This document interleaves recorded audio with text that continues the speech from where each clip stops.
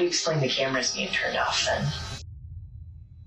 On December 14, 2023, police in Broomfield, Colorado received a concerning call from Daniel Krug, asking them to check on his wife, Kristil. Him and his wife, Kristil, had both been at work that day, but he hadn't heard from her in a few hours and had a bad feeling about it. Officers went to the house and found Kristil dead in the garage. Someone had hit her from behind and stabbed her in the chest. At just 30 years old, the biochemical engineer and former dancer left behind her children and a husband who'd seen this coming. Because this wasn't Daniel's first time at the police station that week. He'd actually been there a few days earlier, sitting across from these same detectives. Kristil had been getting threatening messages for about 2 months from an ex she and Daniel called Kickman. She was convinced he was watching her, following her movements. Daniel, being the closest person to Kristil, was soon brought in for an interrogation, during which the detectives would learn that he is not the witness he claims to be. You have a seat on the couch. Am I a bit more comfortable than everywhere else?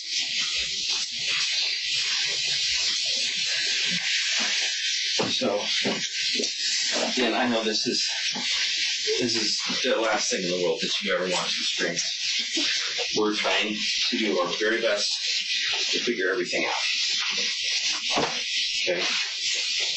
I understand you have 2 phones with you. Those phones are, you said one's a work phone and one is your personal, right? So, who do you work for? The state. The state. What do you do for the state? Department of Public Health.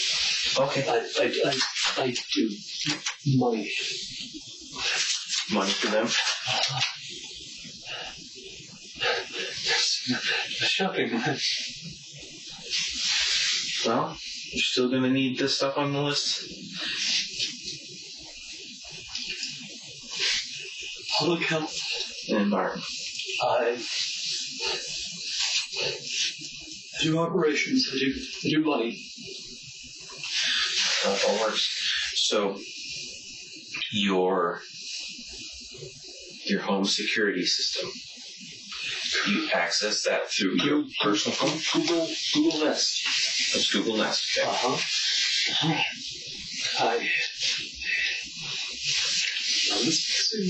Okay. A home. Okay. So I have your permission to operate this phone and get what we need? Yeah. Okay. Yeah. Is it okay if I do that somewhere else? Or do you want me to do that in front of you? I need to know if it contacts me. Oh. Stay. And this is This is work. Okay, that's work phone. What do you have on your work phone? Separate. It's just work email, work, everything. It's Just work stuff. Cora.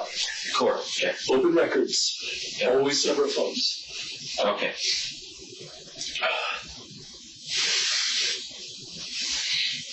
All right.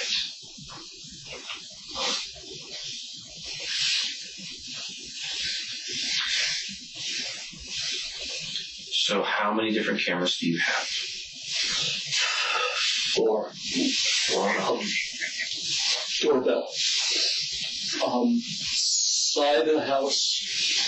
Driveway. Back door. How long have you had it? Camera or doorbell a couple years.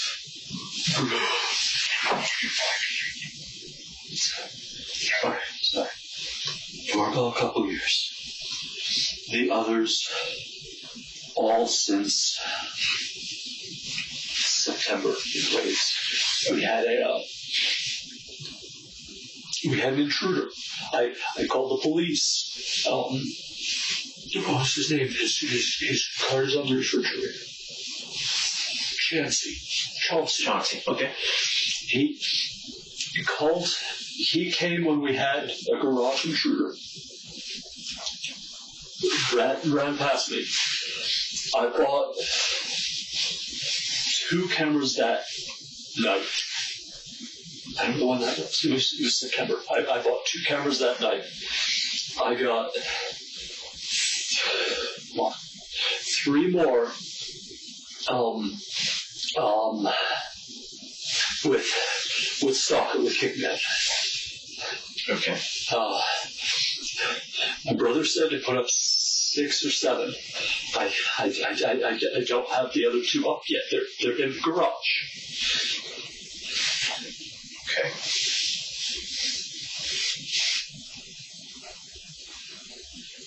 I didn't get the other 2 yet.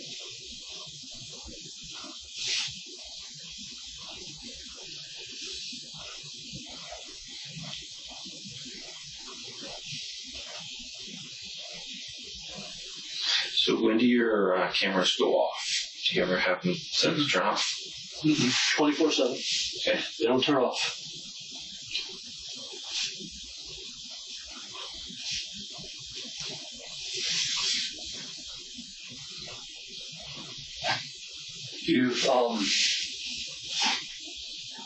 If you lose internet or in the app, you can turn them off. That's it. 24/7.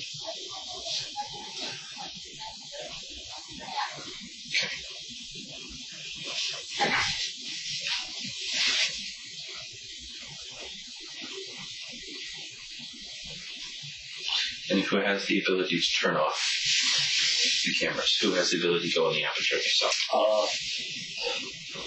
Kristil, me, and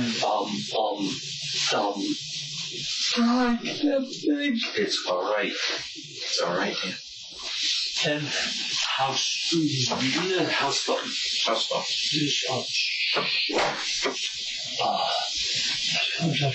Where you are? I'm in the Google Nest app.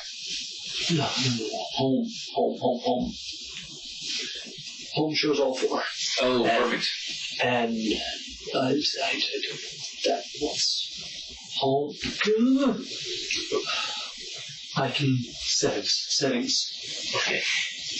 Oh, just us. Just okay. Okay. Because of the threatening messages, Kristil wasn't taking any chances. She had 4 security cameras installed around the property. One pointed to the backyard, another watching the side yard, one covering the front door, and the last one aimed at the garage. Every door and window in the house had an alarm on it, and she kept everything locked constantly. According to Daniel, only 3 people had access to control those cameras or turn them off: him, Kristil, and their oldest daughter. Nobody else. The house phone. It's a cell phone. That's Kristil, you, and the Krug family. No. Okay, those are the only people. That's it. All right. So I'm just going to write that down. Yep.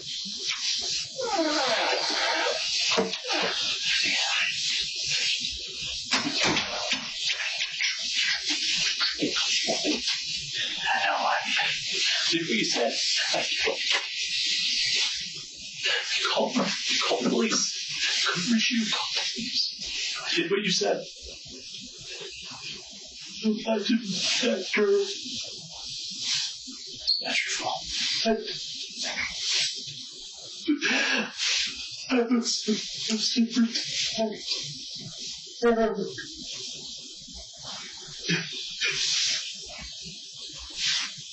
It's not your fault. I'm sorry I didn't answer. I actually wasn't in today. That hurt me. I should be. Kristil said she was being you. I don't know where that came from.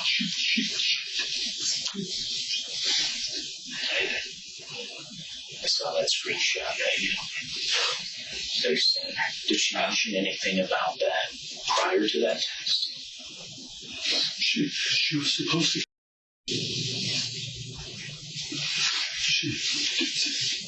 She just texted.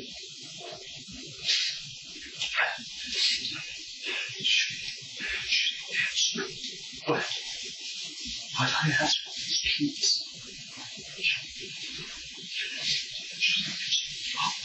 Oh. Nicole, here. Dan, when did you leave the house?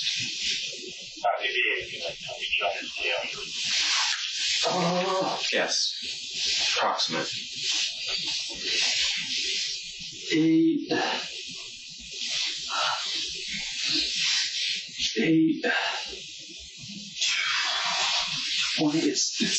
It's out the count. You said 8:20, and you left in which vehicle? Mine. Which is a?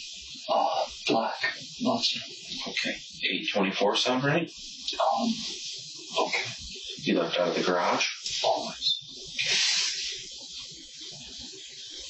Was your car in the garage at the time? Yeah. She was rushing me out the door. I didn't feel good. I was late leaving. She told me I had to go because she had a meeting. She was rushing me, and I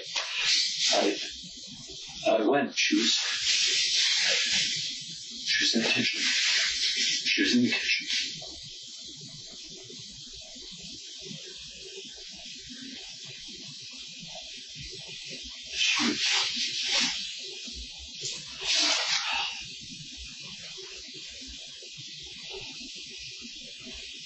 She just pulled out one of her gross energy drinks. Did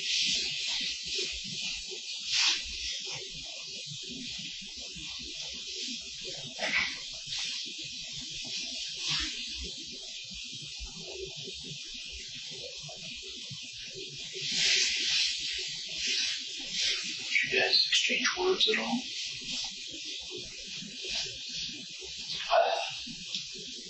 She asked if I was working from home. I said no, I was just late and leaving. And then I told her Pixel was in the kennel. That was it. And then I left. The morning Kristil died, Daniel got a text from her phone. It said she needed him to pick up one of the kids from school because she had a meeting with Detective Martinez. The thing is, there was no meeting. Martinez hadn't talked to Kristil at all. Daniel texted back saying he'd get their child. When Kristil didn't reply after a few minutes, he started blowing up her phone. He even sent Detective Martinez a screenshot of all his unanswered attempts to reach her, adding, "This feels weird." Here's the thing though, Kristil worked a demanding job in biochemical engineering that paid well, but ate up her time. It was completely normal for her to go hours without responding to messages. So why was Daniel freaking out after barely 2 hours? And why was he so quick to loop the detective in, making sure there was a record of him trying to contact her? When's the last time you were in the office? Yesterday. Did you struggle back regularly? A couple days here and there. Tuesday wasn't Thursday this week. I had my board meeting yesterday, and I was meeting with my analyst today. We're pulling reports.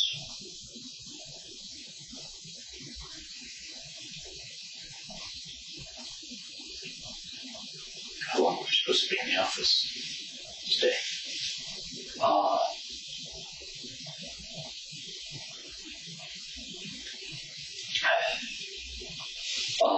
Was supposed to be there until 3, but she texted me asking me to, and so I canceled or skipped my CFO meeting. So and then I left her for this. No sense schedule, but Yeah. Eric doesn't care. Okay.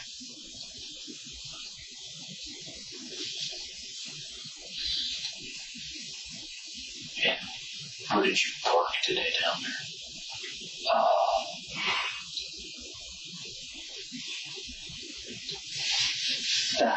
Back in the Which entrance did you go in?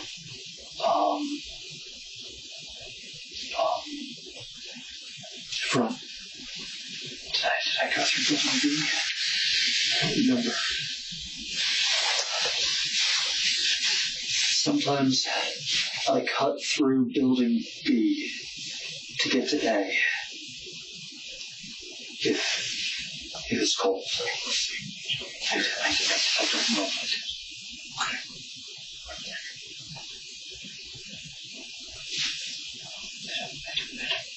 I don't know. Did you notice anybody following you or anything like that?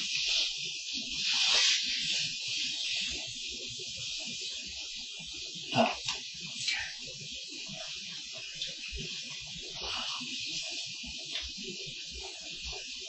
And then you couldn't get a hold of her. She sent you that text. And that's as much contact as you have with her today. And I panicked when the check marks weren't there.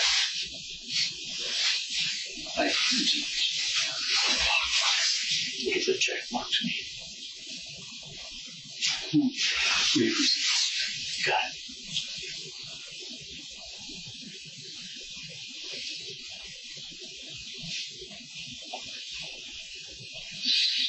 What's your guys' interactions been like leading up to this? Distant. I felt like she was keeping secrets. The whole way. She didn't tell me about Kickman. She keeps disappearing for hours.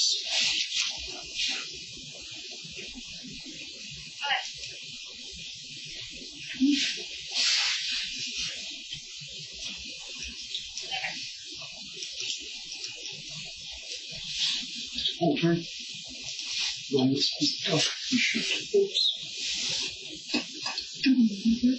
I don't want to divorce her. I told her she can't keep secrets.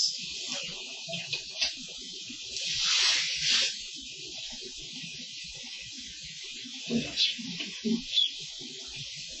What did she say when you told her?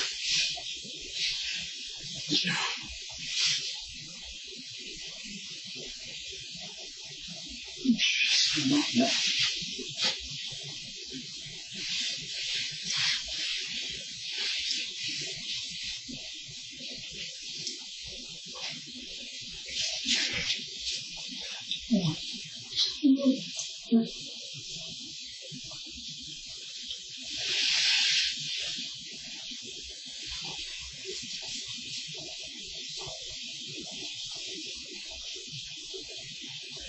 What sort of secrets was she keeping?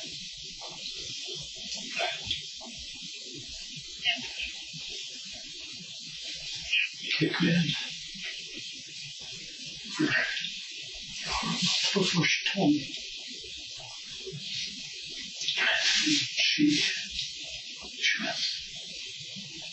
She would leave and be gone. For so long. Last night. No, not last night. During Thursday last night. Tuesday. She left 2 hours early to get moving on. No reason. Just 2 hours early. She kept leaving early, coming home late. I asked where. She wouldn't tell me.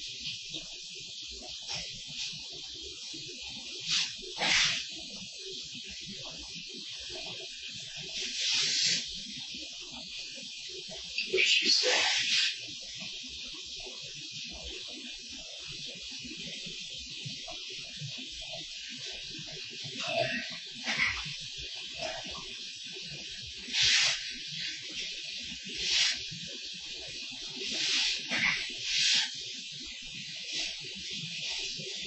said sometimes she had to pick up dinner, or talk to Lars, or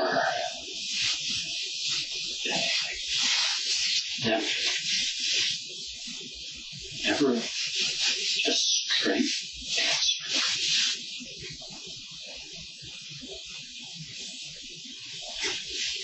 Do you think she was meeting with people? Meeting with one person or anything like that?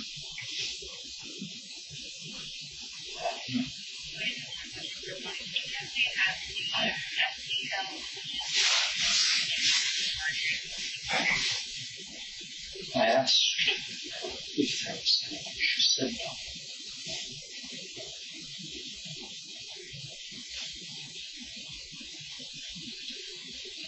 She said no. I believe her.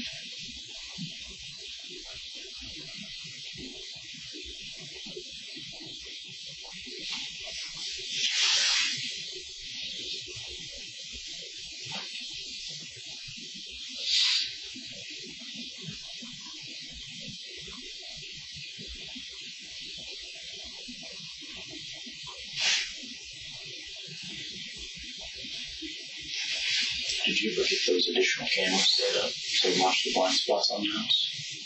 Yeah, no more blind spots. Okay. Almost full house. Just. She didn't like my idea to put one back to back the driveway to watch the.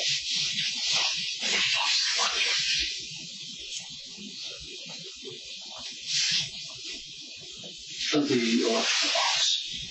I wanted one pointing that way. She thought that was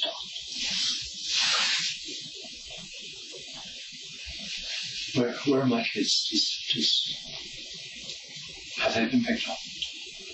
They were on their way to get picked up now. And then we got dropped here.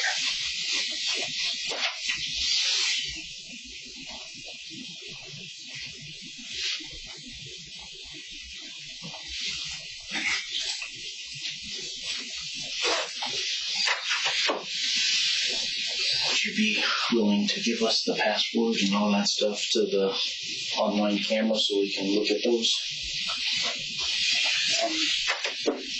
I have to share. Okay. There's no password. Gotcha.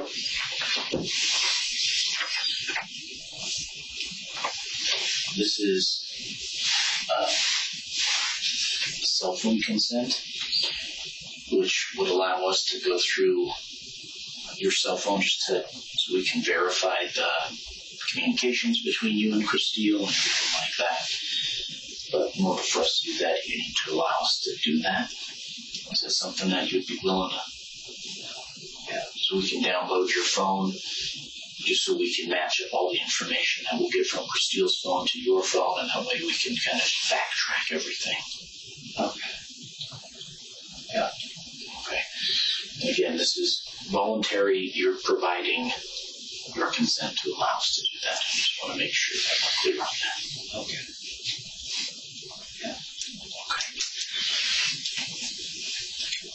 I'm going to print your name here, make, model, phone number, and any password you have, and then any of these accounts. And then if you can also include in one of these the share account for the Nest cameras and the Google stuff.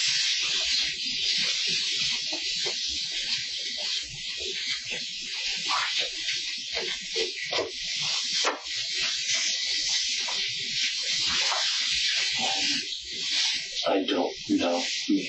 Or Samsung. I don't know. Samsung. But it's fine. You just say Samsung. And then I'm going to step out and I'm going to verify where your kids are. Okay, Dan?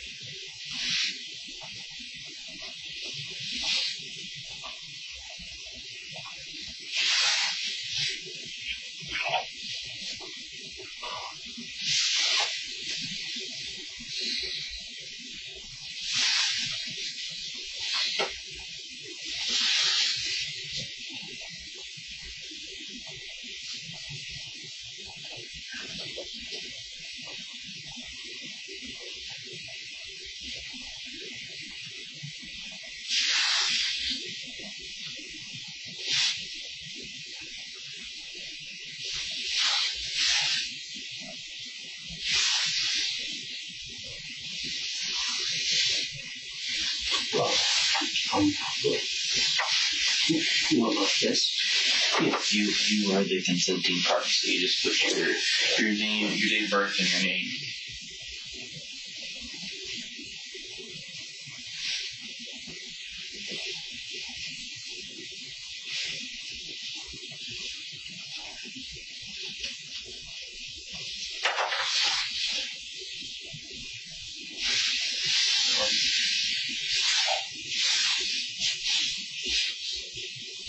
Bathroom.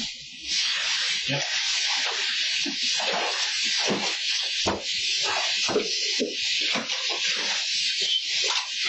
We will go off this way.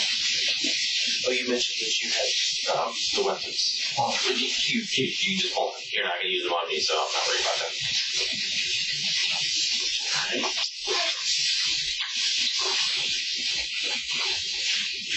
Yeah, thank you. Got this way. Straight. Dark. Left, right, right.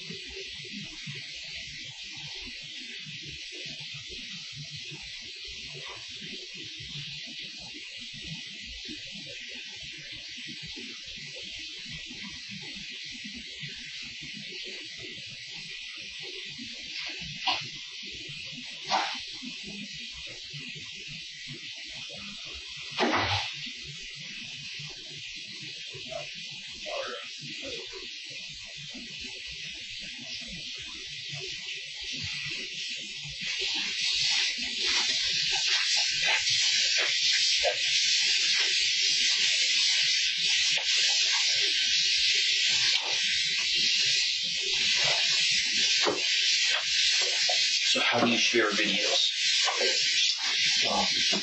Do you know how?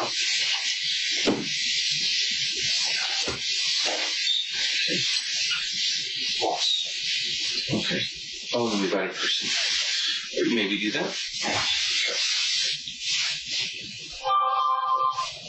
Do we have to have the application installed, or? No. You can go to the website. Okay. I assume it sends out a link or something. Well, perfect. May I add a few people? Yeah.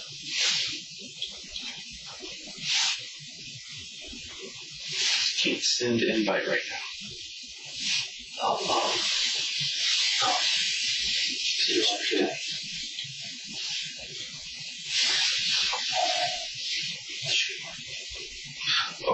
So it'll fixate on Wi-Fi.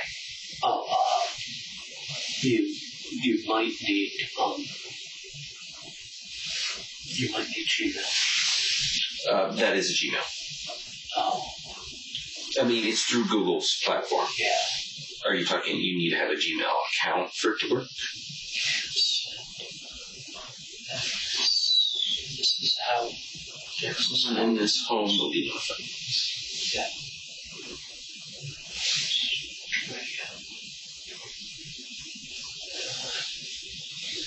Right here, I have to add you, so it's long. Well, let's try somebody different. Let's try my partner.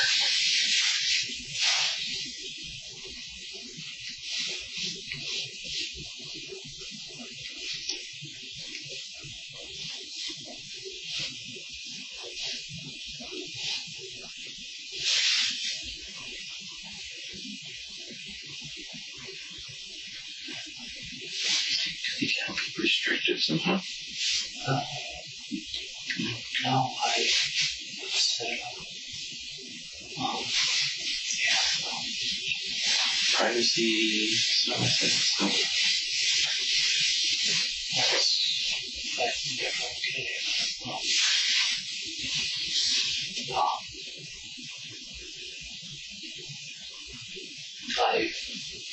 I share with Kristil's other account, Tess. Okay. She has 2 emails.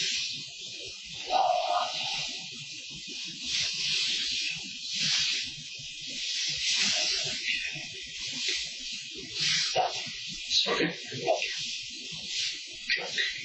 Oh, gotcha.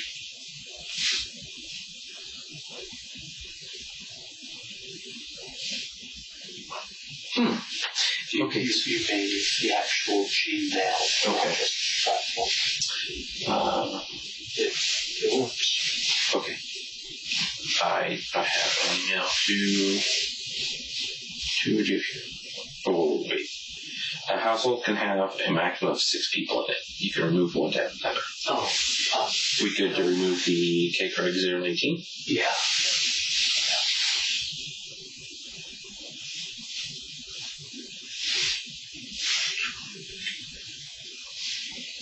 Okay, let's try this one.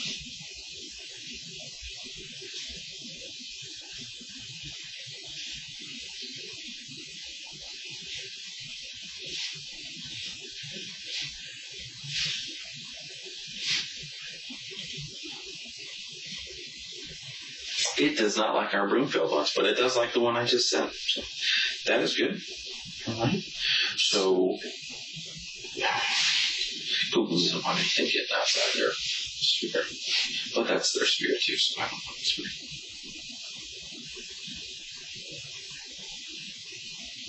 So app makes it easier.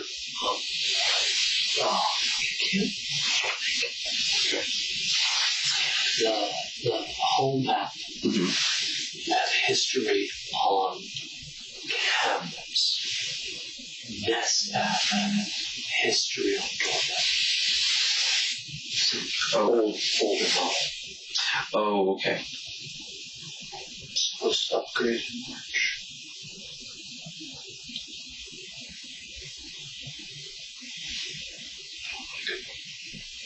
You don't have to.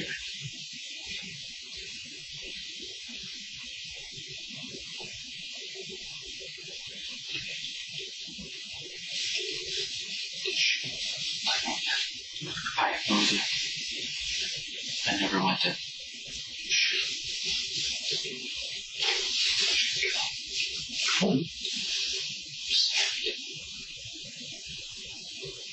I do not know. I don't have an answer for you on that. I don't know what was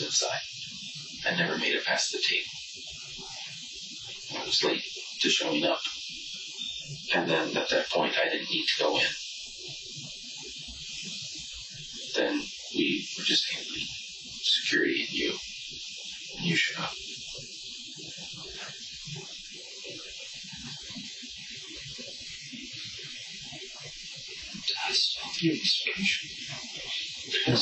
No. Oh, sorry, what was that question? Did you stop it? No, you did not stop it. Not at all. No. We knew you were on your way, and then you showed up.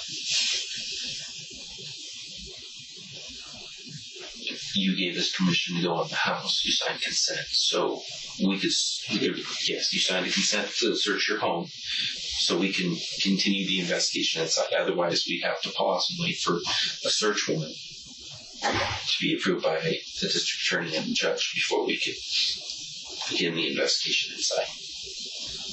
But if you give us consent, you can revoke that consent at any time. That's entirely up to you. It's voluntary.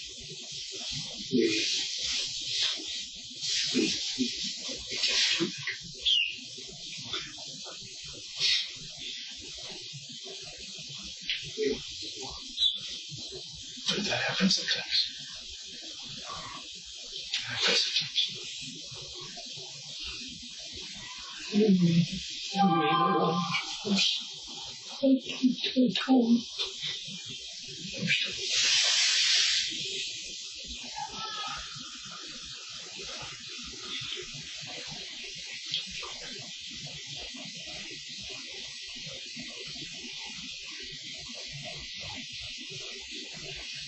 So you said the cameras are on all the time.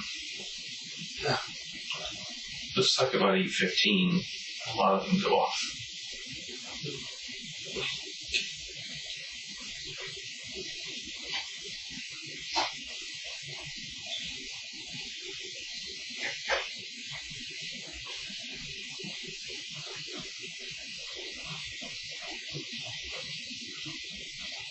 The side yard, the signal gets weak. I'm finding a booster, but that one gets interrupted, but no, they don't turn off.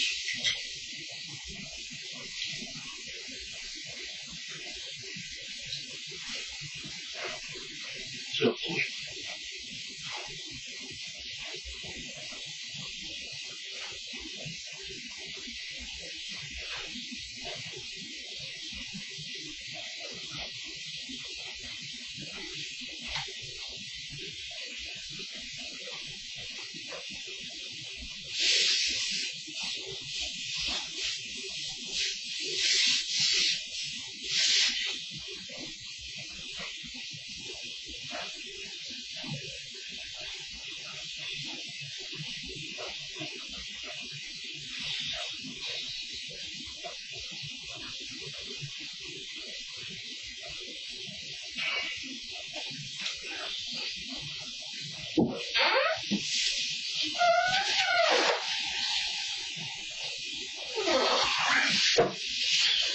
What other, I guess, devices are there that would provide like the video recordings and stuff? The phones and things. Okay. And then what about Kristil's on her car? The dash cam. Yeah. That's on her phone or your phone? Well, okay. Gotcha. I don't know how to share it. She did that. Gotcha. But she can I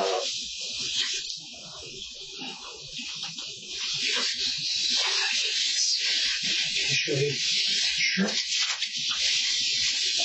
That's how that next base. Next base IQ.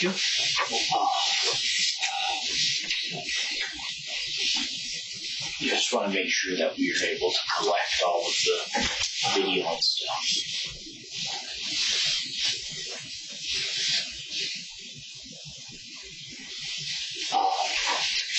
Offline means not turned on. Last location, we paid extra for the GPS. Go into the app, and then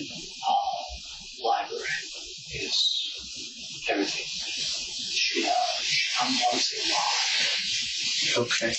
Logs one. I don't know why. So you have it as well. I have the. Okay. I don't have those. Oh.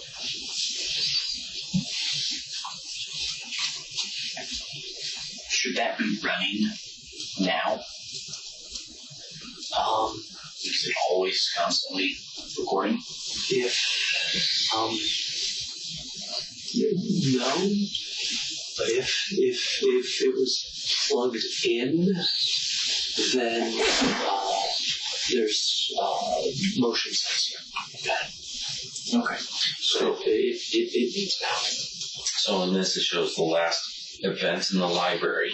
Under the library tab, it shows yesterday at 8:22, 08:22. Of nothing, just darkness. And before that, it shows what looks like you in the driver's seat. Right? Is that you? No, that's her. Oh, that's her. Okay, sorry. No, I can't really see it. Okay.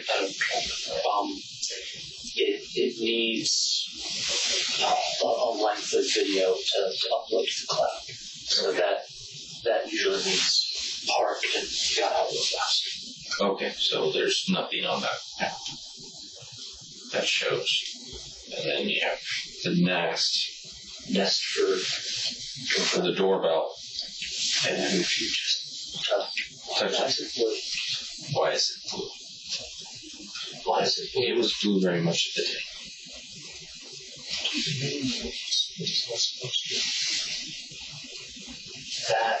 That's the view. About 8:15. It goes offline. It's not supposed to go off like this. And then it comes back at They're all hardwired. 10, no, maybe 10:15. After 10:50. That's when it looks like the camera came back on, thereabouts. Or not. It's really hard to tell. Because there's a recording event around 11:30, but not really at the same time. It shows there's activity. It has a indication that there's something there. But then it says the camera's off on. It's still supposed to come on. And at 1:23, it looks like it switched back on.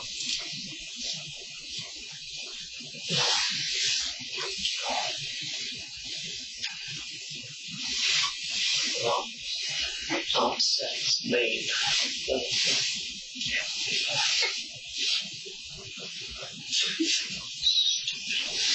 Yeah. Those buttons would go on the bottom.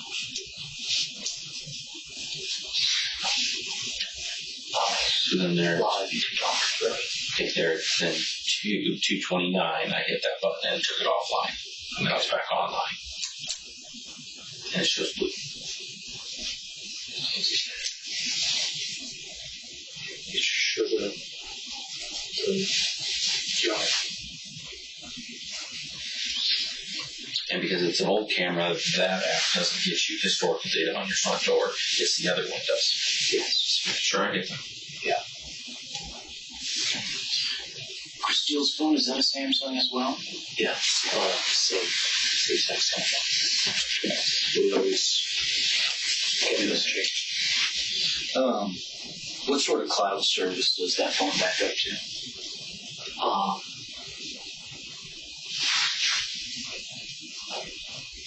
I don't know if she does backups. I don't, because it kills all the space. She did a manual transfer. We got her a new phone number. We gave that to you. Yeah. She got a new phone and phone number and did a manual one by one new phone numbers. Because we didn't know if anything on the old phones was tracking her. Sure. So I don't know what she activated on the new one. Okay. But we don't do auto backups. Got it. Okay. Where's that old phone? she has it for the investigation. So it's either going to be in her office or sometimes she takes it with her. If she told me she was meeting you, so she would have had it with her. Okay. Do you by happenstance know the password to either her current phone or that older phone? Oh, she changed it. The old one.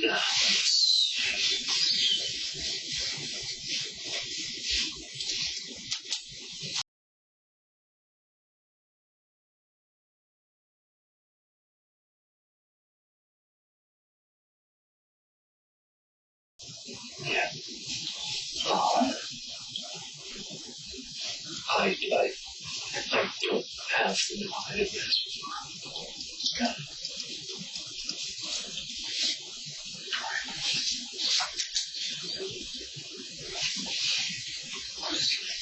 And you mentioned earlier that she didn't tell you about something Kicks.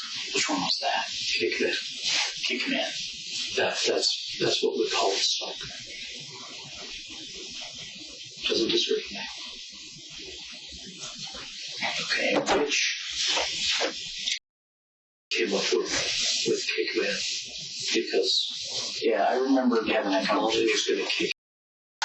I remember having that conversation with you.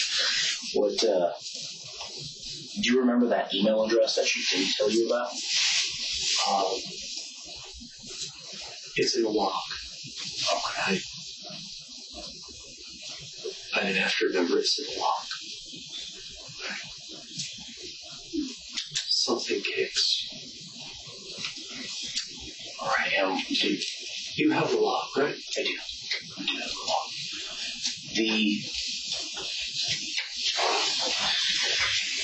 Make sure I'm getting the timeline right again. She didn't tell you about this a month before it even got reported to me. Or was there a new something that you were unaware of between the time it was reported to me and now? I don't remember when she went to you. I'm visualizing a log. She got, Kickman reached out early October. She told me after Halloween when she got the picture of me. Yeah. And I don't know why she did.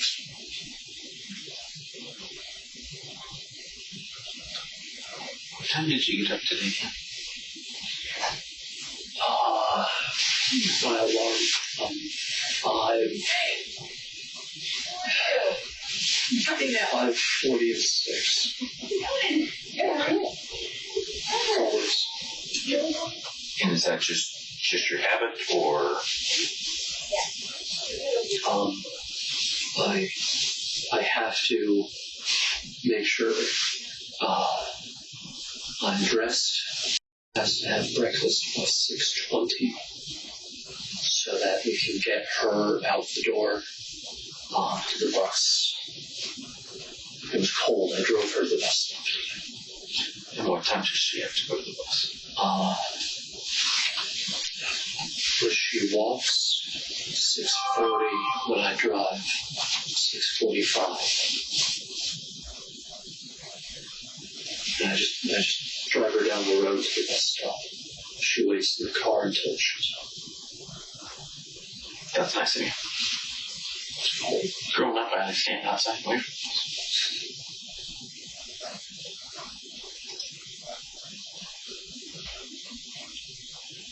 And then I have to get home so that I can get dressed, and they have breakfast. Then they leave at 7:40.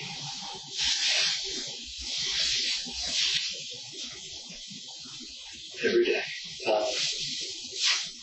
Not Wednesday, different schedules. So the driveway camera you have, Yeah. where it's placed, is there anything below it that you would have like air movement or steam or anything? The AC unit, and there's a vent from the hot water heater. Oh, okay. So that explains why it'll activate and it'll have a rush of moisture type thing. Okay.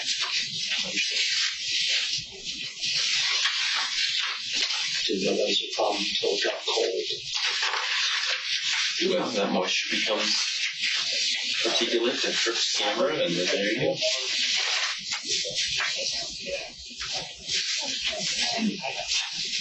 Okay. See you back into your garage. Like the boss. Nice. Easier to leave. Where did that look? Well, those are filled up. Yeah, I was gonna ask if we can get consent to search your car for the trackers. A couple weeks ago when we checked Kristil's with her, but we want to just verify and double check your car because we have yet to put it on the lift and check on that. Okay. We followed you that one day to and from work in your lunch, but we didn't actually put it up and look under there, so I want to make sure we do that. Yeah.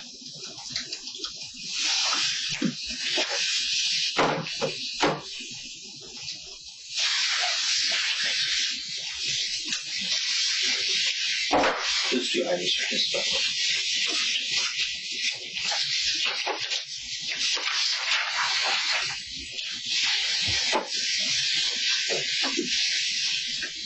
So did she leave today? She took the kids to school. Oh, okay. And what time was that? 7:30. Always. Keep her window 7:30.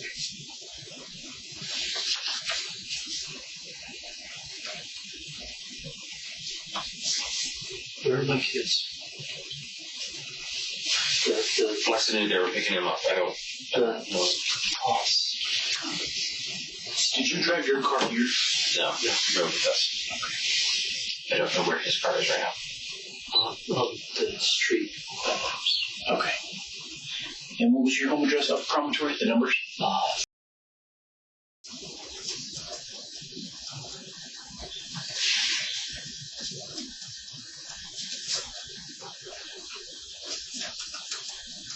And then when you left today, she was back home.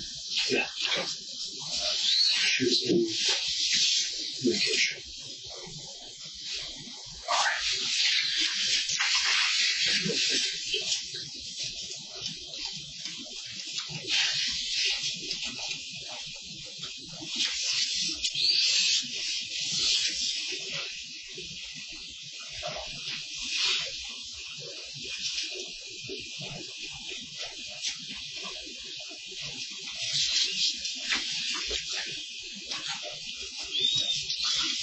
So these two things here.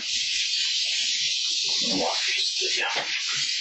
This is so we can grab your car. We're going to take it to the city shops, put it on the lift, look under it, look all through it to make sure that there's no trackers or anything like that inside of it. And then if I can get you to read through this, print, and you'll sign down here. Again, your name, having been informed of my constitutional right.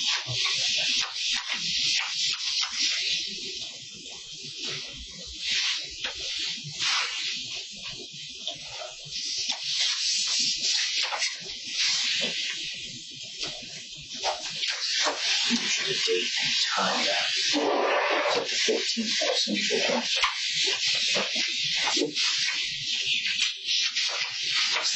Now or later? Sometime today, Krug.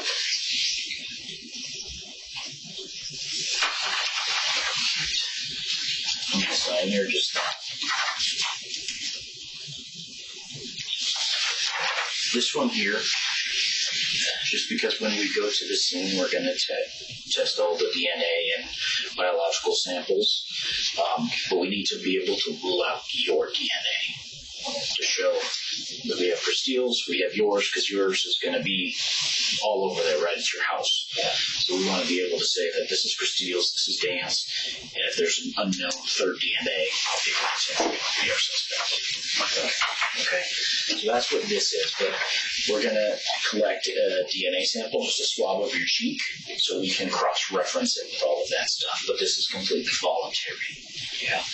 We're just going to run it through our databases to make sure that everything matches and everything like that, okay? So again, print here, read all of this, and print, sign, and then I'll sign here after this.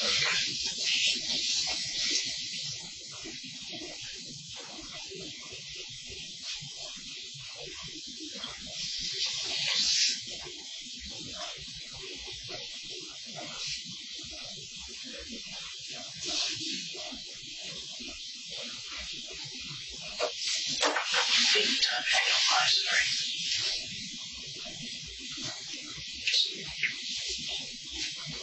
Time. It is 2:43.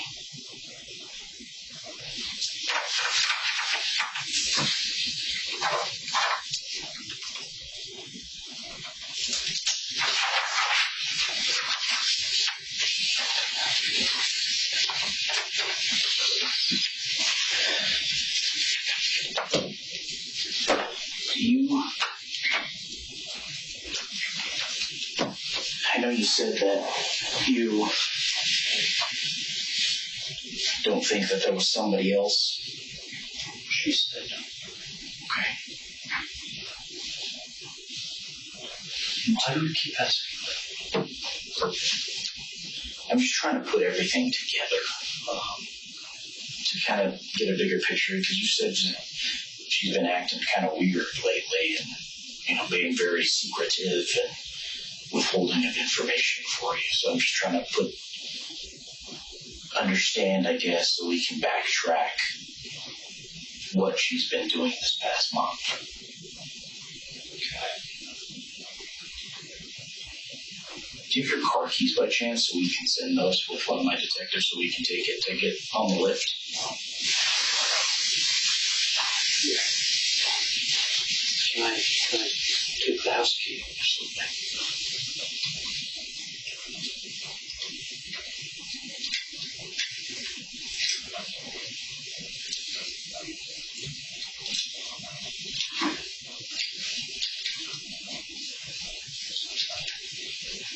Who's getting the kiss?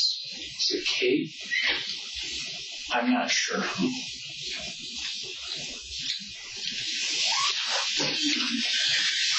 I'm going to go give these to my partner, and then we'll get your car down there so you will have it back on the suicide, and then I'm going to go verify where the kids are and how long until they get here, okay? Give me a couple minutes. The security cameras didn't malfunction or glitch out. Someone had to physically go into the app and switch them off manually. Detectives started digging into Kickman to figure out if he was actually dangerous. Anthony was actually an ex of Kristil, but they parted ways without any bad blood. Every few years after that, he'd send Kristil a message just to say hi and see how she was doing. Nothing weird about it. Then last October, the text started. Kristil had no idea her husband had walked into a Walgreens, bought a disposable phone, and was now using it to impersonate Anthony. Police found the store's security footage later on. What's really twisted is how long Kristil kept quiet about the harassment. She was scared, sure, but she was also suspicious of Daniel. She finally broke down and told him when an email showed up with a picture attached. Daniel standing in his work parking lot with a message saying Anthony was going to hurt him. Turns out, Daniel had set up his phone against a tire in that parking lot and took the picture himself. He sent himself a death threat using his wife's ex-boyfriend's name, then showed it to her like he was the victim. The whole thing was an elaborate setup to make Kristil think she was being stalked, and when that wasn't enough, he made himself look like the next target so she'd trust him. Your kids do not know yet, okay? They're here. Arrive in the hall. You want to tell them. You know they're not scared. They know they're at the PD. They know something happened. Your oldest saw video. Yeah, you asked her to turn it off. We are entertaining them. We're getting them donuts. We are treating them like children and caring for them as children. Okay? Do you want to be who shares that knows who this? What do you need and what do you want? You don't have to know. You don't have to know. That's not on you.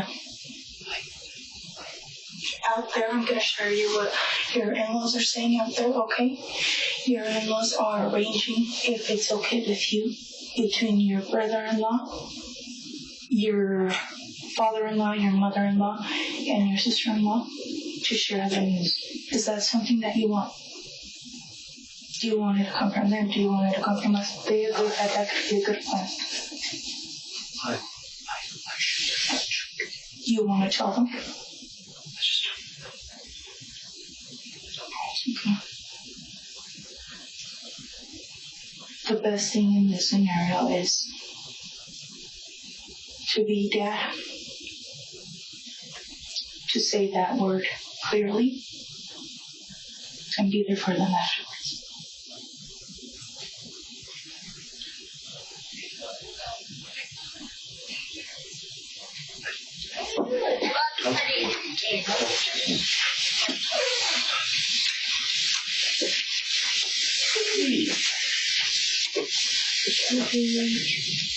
Daniel breaks the news to his kids and continues to comfort them. He's holding them, telling them everything will be okay, when he's the one who killed their mother. Hi, Daniel. My name's Jennifer King Sullivan. I'm just another detective just working on this, and there's a lot of moving parts, so thanks for being patient with us, okay? So we're just trying to get everything taken care of that we need to get taken care of right now, okay? Do you need anything right now? Do you want some water, or...? I want to wake up. This is a nightmare. I'm sure. I just want to be done. I want to hold my kids. Mm-hmm. Let's just get through it. Okay.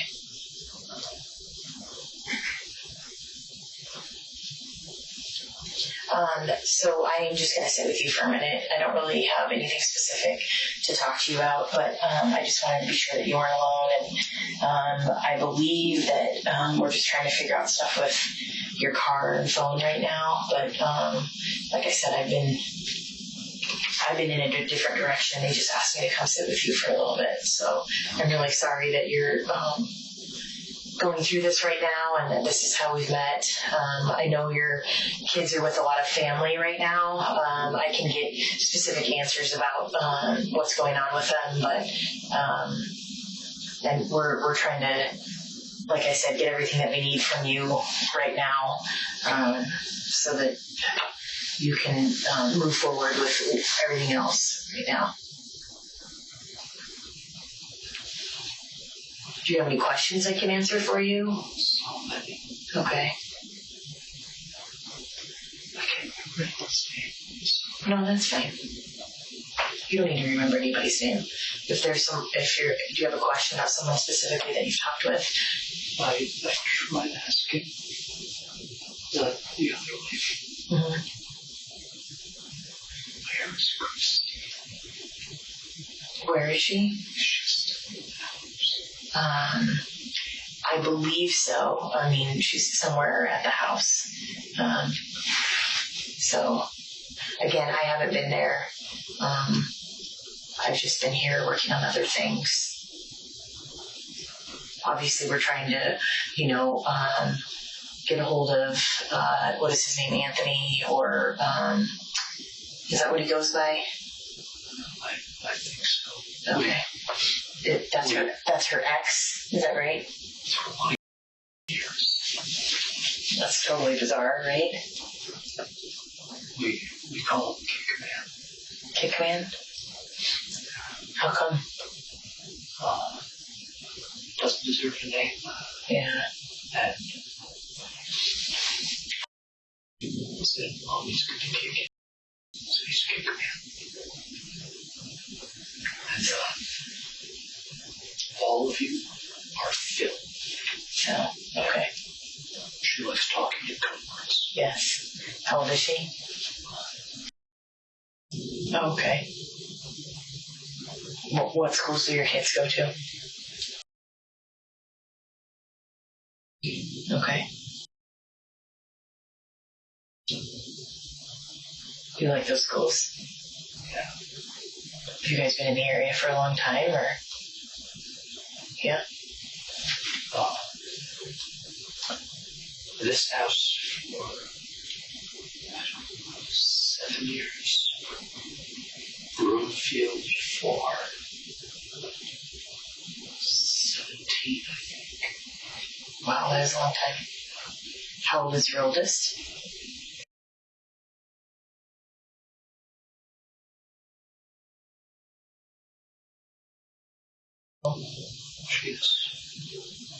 She's in final exam tomorrow.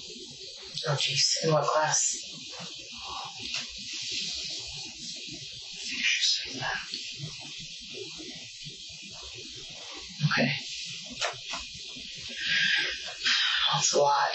I mean, I wish I could tell you something that would give you words of wisdom to deal with all of this, but there's nothing I can say. Just get him. Right. Have you ever met him before? No. Never met. Never spoke.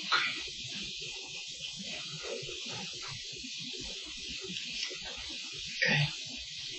Right. Okay. Yeah, I don't know a lot of the details of the case. Obviously, Detective Martinez has been working on this for a while, so he definitely knows more than I do. Do you have to carry two phones? Like I carry two phones, or those both your phones? Personal. Yeah, that's how I am too. What do you do for a living? I work for the state. Okay. I budgeting. I do money at public health. Okay. So that's for open records. Right. Yeah. Core requests. Yeah, I think we all know that phrase, that word for government, right? Or at least for Colorado government. Yeah. Well, do you have the flexibility with your job to work from home and things like that? I know a lot of state employees do. That's cool. Is that a good thing or a bad thing? Some people hate working from home. Some people like it.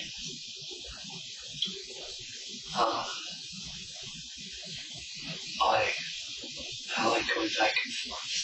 Okay. I hate the commute, but I have 40 minutes to get my head in the game. Yeah. And I have 40 minutes to get my head out of the game. Yeah. Yeah, the transition time is important.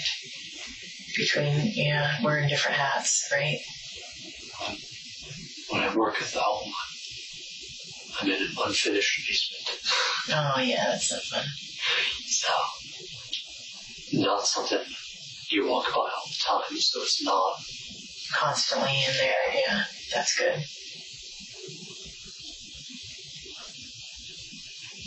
I don't know, did anybody ask you how, I had heard that the cameras get turned off at your house at some point? How does that happen? They're not supposed to. Okay. They're not supposed to. Internet interruption. Okay. They'll sometimes go offline. But they're not supposed to turn off. That's the point. So is it app-based or something? Because, I mean, I know, like, yeah, okay. It's Google Nest cameras. Oh, okay. I have 4 already up. I have 2 more in the garage. Just need to decide where.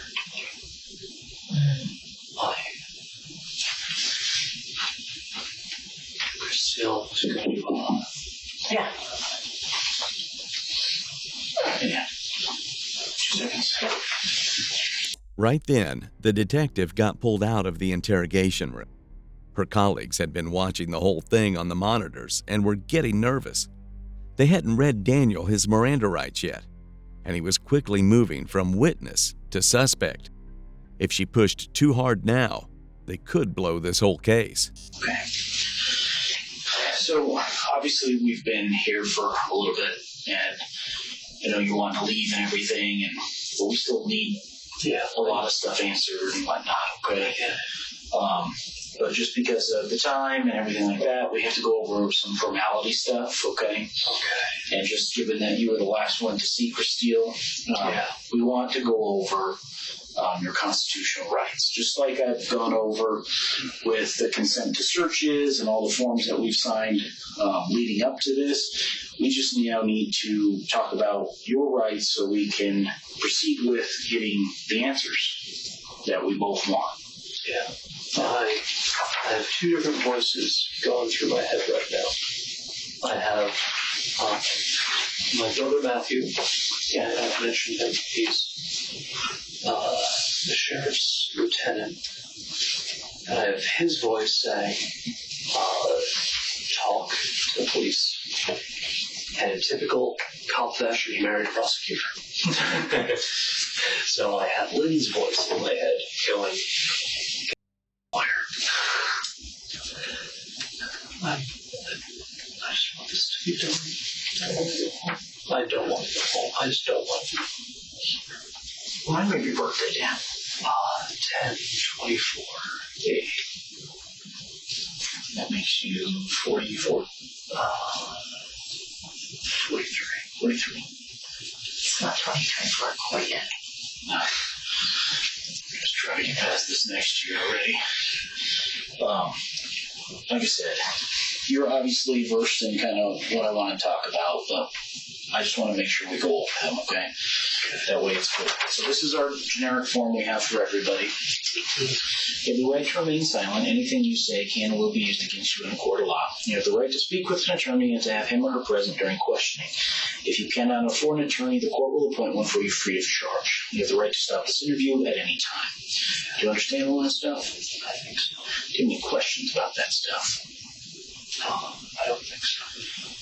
Keeping all of that in mind, is this something that you want to continue to chat about? I guess. Yes or no? Yes. Okay. If I can get you to initial each of these lines, just saying that you've read those, understand them, and then sign date and time down here.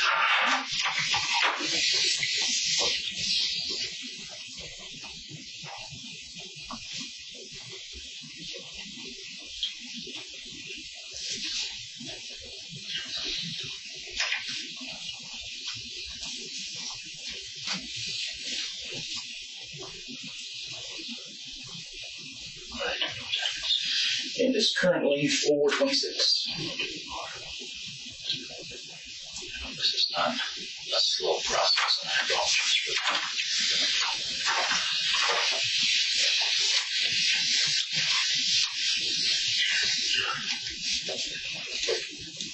Sign this. I certainly appreciate that. All we're trying to do is get a full picture of everything that has happened, and you know, our job is to seek the truth, and that's all we're trying to do. And we appreciate and need your help in doing that, 100%. One of the things that I would like to kind of go over, if you don't mind, is just the 24 hours before you left for work this morning. Oh, dear God. 24 hours before I left for work. So your last 25 or 24 hours with, is it Kristil? That's Kristil. Mm-hmm. So like when you woke up Tuesday morning, or I guess Wednesday morning. Sorry, we're all confused. Yeah. Mornings are very routine in the house. Most of us have our alarms. We get up at about the same time. Yesterday was Wednesday. So on Wednesdays, doesn't take the bus. She rides with either me or Kristil. So, Wednesday. Okay. I got up at my usual time, somewhere between 5:40 and 6. Got myself ready, like I always do, shower, get dressed. I had an advisory council meeting that I was facilitating at work. So once a month on Wednesdays, it's my early day. So I got up Wednesday, got myself ready, and then Kristil and I split up responsibilities. She packs lunches while I get the kids breakfast and rest. So get clothes for get breakfast. Get yourself ready, and then I have food for her downstairs. Every day, same routine.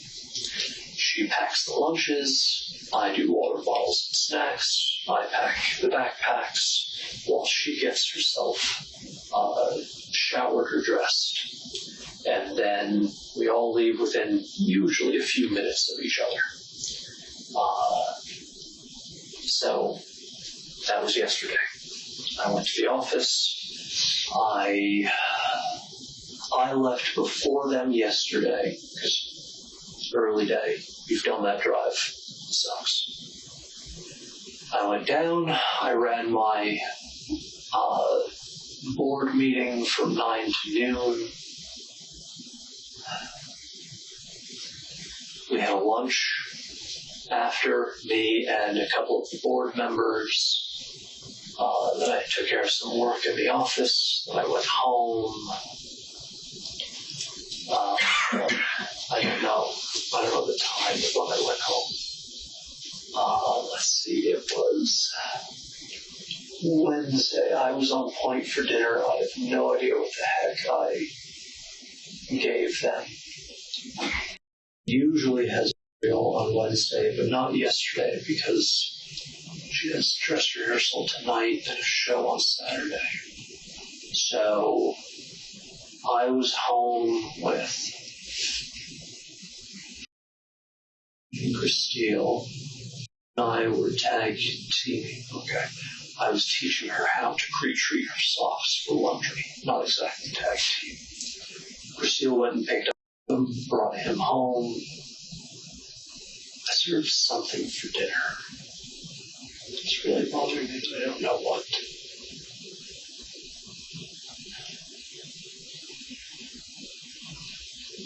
Oh, it doesn't matter. That's okay, yeah. After dinner, hung out, made sure kids did their homework. Not a bath night for Malcolm, so he and I just hung out, had to change to get her in the shower because preteen. So the kids did their nighttime routines. Everyone went to bed. This morning, repeat, same cycle of I said Kristil to school on Wednesday.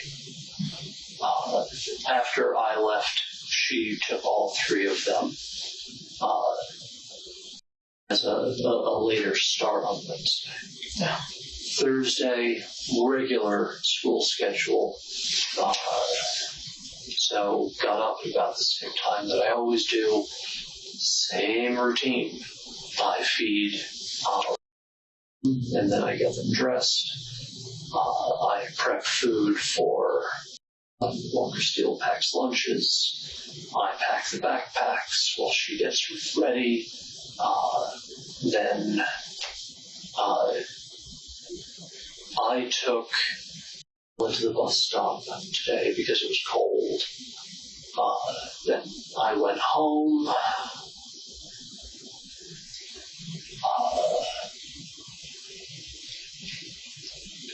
Helped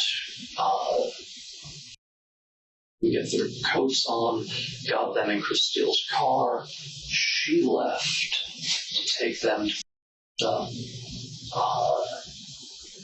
I got the dog in the kennel. There's a dog in the kennel. I have no idea how many hours he's been in there. Okay. I put Pixel in the kennel. My stomach wasn't feeling good. So I went to the bathroom.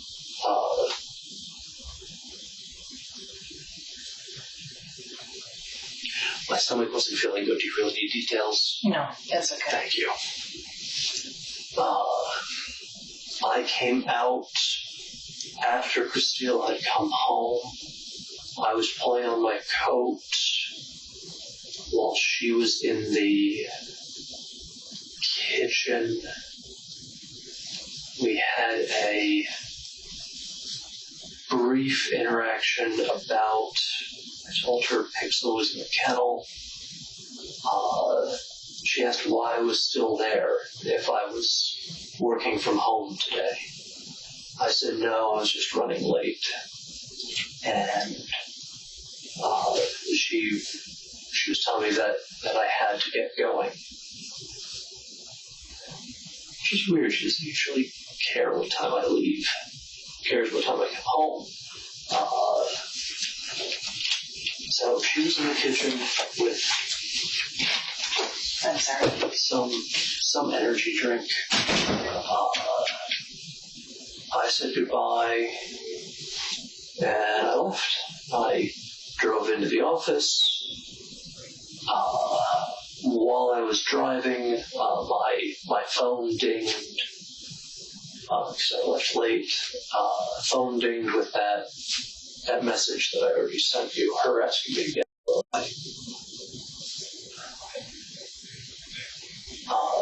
I couldn't read it right away because I was driving. I don't remember if I responded at a traffic light or when I parked. Yeah. When I responded, I parked at the office. I went inside, chatted with a couple of coworkers. I had my meeting with the analyst Riley about a project we're working on. Gave him a whole bunch of to-do items.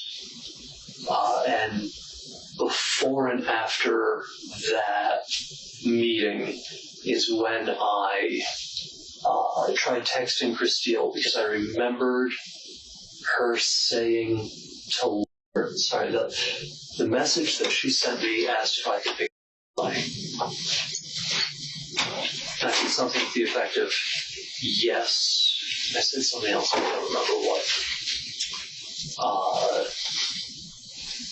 And so I think it was before my meeting with Riley, I texted her asking what time I had to pick up. Because it wasn't the usual school time, which would have been 3:10. She had dress rehearsal at 4. And she didn't answer. Big whoop. I didn't know if she was meeting with you or if she had another meeting for work. I finished my meeting with Riley, and I still didn't have an answer. So I contacted her again, and I realized I didn't have any read receipts. And that was weird. She didn't confirm anything about the read receipts weren't on, and that's when I tried contacting you again. And I started getting really antsy at that point, and that's when I called the non-emergency line. Well, I tried calling Kristil at home. I tried calling the house phone. Nothing. That's when I got antsy. And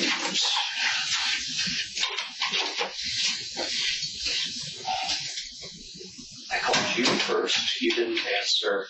I called the non-emergency line. I babbled a lot. I feel sorry for your dispatcher. After I hung up with your dispatcher, I was still feeling really antsy. I was trying to finish an email so I could get out of the office. I called Linda and asked Linda to swing by the house because she lives much closer than where I work. She went. I fired off what I needed to. I got in the car and she called while I was driving saying that somebody, I don't know if she said the officers or the EMTs were doing CPR on Kristil. The rest of my drive is kind of a blur. I just remember I was driving really, really fast. What did I not cover? I think you very well covered it over that 24-hour time period. I just want to, what caused the, I guess, anxiety or panic as to why it was so concerning that she didn't respond? It was a really specific question about a time impacting the kids. That's something she will always respond right away on. And other than that, that was enough for me. That felt weird. Okay. Yeah, because like I said, I wasn't in the office today, and I actually had to call out sick because one of my kiddos was ill. And so my phone was blowing up all day, and so I was kind of putting everything together all at one time. So I really apologize for my lack of communication with you today. So I'm just trying to understand really what was going on in your head. What did you think was going on? I don't know. The text that I got from her said she had to meet with you. I know better than to ask her in advance about those things because she has to mentally prep for everything. So I ask after the fact, how did it go? So I didn't want to bother her, but I needed to know what time to pick up. Because I remembered when they were getting ready, Kristil talking about picking her up early and asking what she wanted packed for dinner, because it's a 5-hour rehearsal that she's not at right now. What is that rehearsal for? Do you know what it is? It's kind of like Cirque du Soleil, gymnastics, and all that. Yeah, I do. The fabrics and hula hoops hanging from the ceiling. Pink does that in her shows. Yeah. That's why is interested. She likes pink. Oh yeah, it's super cool. She just really cool. Really tough to see her drop. Yeah. Oh, it takes a lot of strength. Your heart drops with her, I'm sure. Oh my God, I have to close my eyes once she goes above my head. No. She has a show on Saturday. Today is her dress rehearsal. Well, and I know I'm kind of late to the game on this because I haven't been that involved in the investigation that Detective Martinez has been doing for a long time, and so he may already know this or have a sense of it, but I'm still going to ask these questions because I want to try to understand too. And maybe you've already asked this, but again, I'm just going to throw it out there. The meeting with Detective Martinez today, did she tell you specifically what that was about or why it was occurring? Okay. All I have is the one sentence in the text message that I already gave him. Okay. And then tell me a little bit more about your guys' relationship. Like, I kind of want the intimate details, to be perfectly honest, because it's important for us to understand what's sort of led up to today. I mean, like, what's a normal you were super detailed in your account of the last 24 hours, but none of it really included your relationship or your interaction. It's very, and I know how families are. I have my own family. It's very much like a business, right? We all have our rules and we all got to get it done. But what's going on with you guys? Because it seems like there's been a lot of stress on your relationship. We are not in a good place. Okay. We have not been in a good place for a while. Okay. I told her I wanted counseling. She said no. And when was that? Sort of ultimatum. Long time ago? Yeah, months. Okay.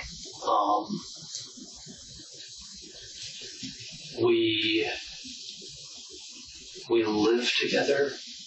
We have joint finances. We obviously co-parent the kids. We do maintain separate bedrooms. That's kind of where we are in the ebb and flow of a relationship. Okay. So it's tough enough to say this. Just let me get it out. Sure. So, other than talking about the kids, there hasn't been a lot of dialogue for a little while. I can't put a time frame on it.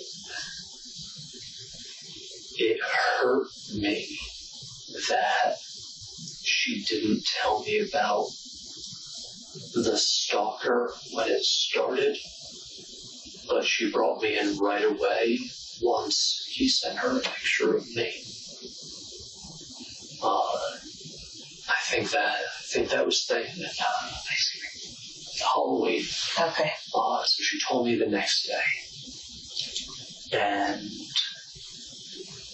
I was definitely hurt and angry that she was keeping that as a secret. She said that she'd been confiding in her brother Lars.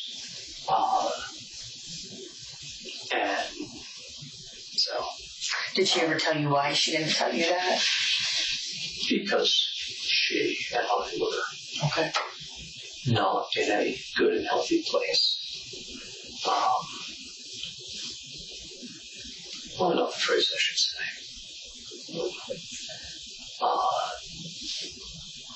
So she was confiding more in him.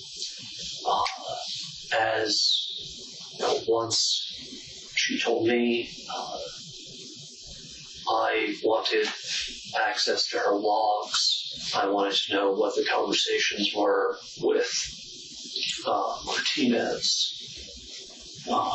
And at that point, she brought me fully up to speed, and I saw the horrible messages. I saw the ad, all that crap. And that's when she and I started working on game plans. Again, what do we do to protect family, to protect the kids? Define your threat level. So that we had a clear plan of attack. We could just say, we're at nuclear, it's a full lockdown, here's what it means. We're at red, here's what that means. And the kids were kind of involved in that too, because you kind of shared a little bit with that the kids were somewhat aware of what was going on. But... They had to know enough to be cautious.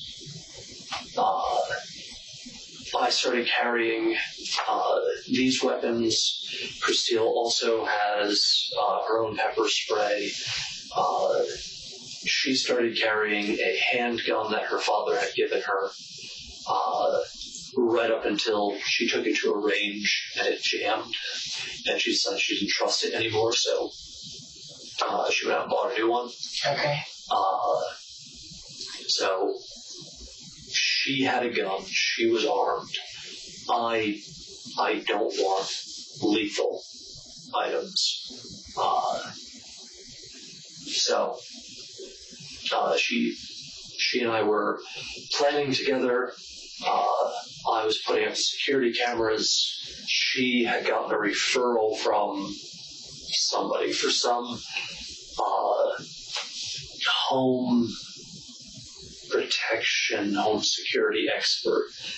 She was, I don't know if she already scheduled it or if she was going to reach out, have him come out, look at the house, and I would move cameras and I would put up the last two cameras kind of wherever he suggested. My brother Matthew said he would review the plans, just give another set of eyes once we got them. Hasn't happened yet. Okay. Anyway, she shared information with me. We were in the heavy duty in the planning of everything.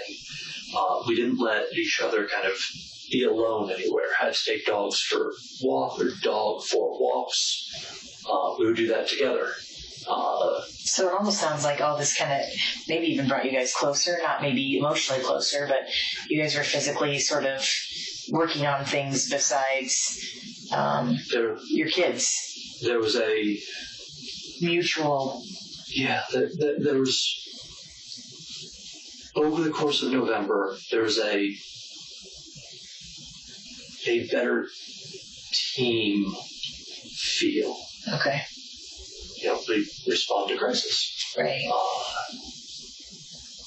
I don't remember when I came in and we had our earlier interview,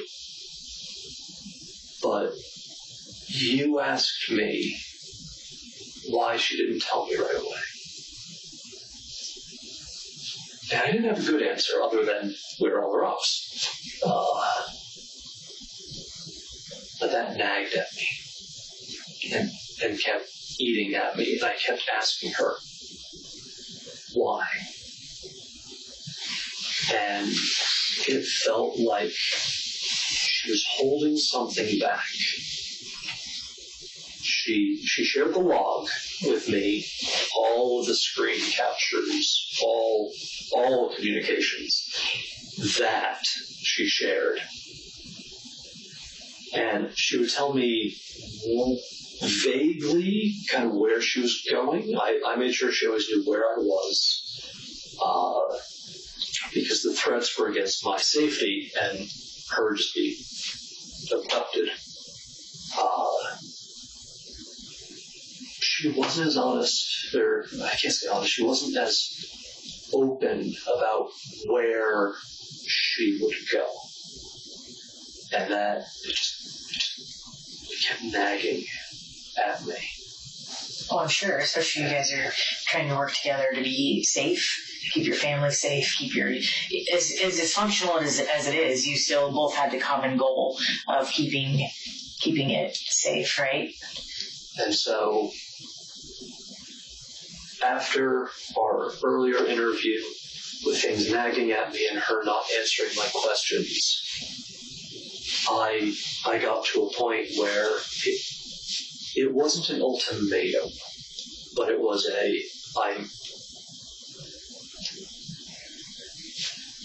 I had her as a partner to protect the family, but it didn't feel like a partner who valued me. And I told her at that point, I told her I didn't want to die for someone who didn't care about me anymore. really hard. And I told her I wanted a divorce. And when did that conversation happen? Weeks ago, before Thanksgiving. Okay. And how did she take that? Angry. Obviously. Mostly anger that I said it now, with everything else going on. So she said she didn't want to talk about it until all of this was done. And then he got quiet, and we just kind of sat in that. And so we kind of alternated conversations between how do we protect the kids, how do we secure the house, how do we start the process. And so we had already planned on doing Thanksgiving in multiple locations because with the ad, we were really scared about after Thanksgiving, because that was her birthday, that was the weekend that the ad was targeting. So it was very much a divide and conquer. Separate locations. We were nearby so we could get to each other. For Thanksgiving, I had 2 kids, she had 1 kid, literally right down the street. She was at Big Lars, his house in Lafayette. I was down the street with Lars and Kate at Kate's mom's house, 5 minutes away. So separate Thanksgivings, and then I arranged for everyone to be in a different place the day after Thanksgiving. Yeah. And she just wanted to be at home. And I couldn't wrap my brain around that. She was supposed to be with her dad because he has more firearms. I don't. And it felt weird. I was annoyed with her that it felt like we'd gotten one of those messages that he might have been leaving town. And it seemed like she viewed it as no threat anymore. And I was really still amped about it and still feeling very threatened.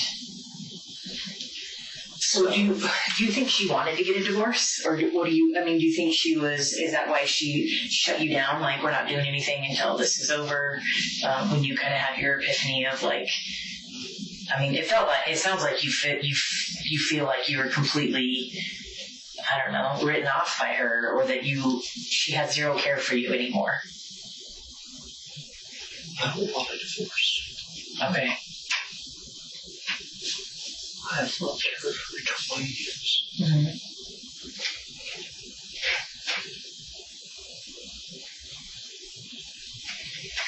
I was hurting when I said that. And what I wanted was her to say she cared about me. She didn't. And she was ready for divorce. So we talked about how do you divvy up the assets. We own 2 houses. On its face, that should be easy. We're both on both mortgages. That's paid. So we were talking through how do you start to do that? And so I would say it was as amicable as it could be for 2 people who may or may not have really wanted it. But that's not how Kristil saw things at all. She'd been telling her friends and family that she wanted out. Badly. She'd originally planned to wait until the kids were older and out of the house, but she'd changed her mind. She couldn't stand it anymore and wanted a divorce immediately. According to the people she confided in, Daniel was clinging to the marriage. He wouldn't even entertain a conversation about splitting up. That's a completely different picture than the one Daniel was painting for detectives. Okay. But you were just in talking stages. There wasn't any paperwork. There wasn't any anything going on. Now, what about, and I don't want to, open an even bigger wound, but do you think there was any infidelity going on either side? Were you seeing someone else? Was she seeing someone else? Me? Absolutely not. No, I have remained completely faithful to her since our very first summer together.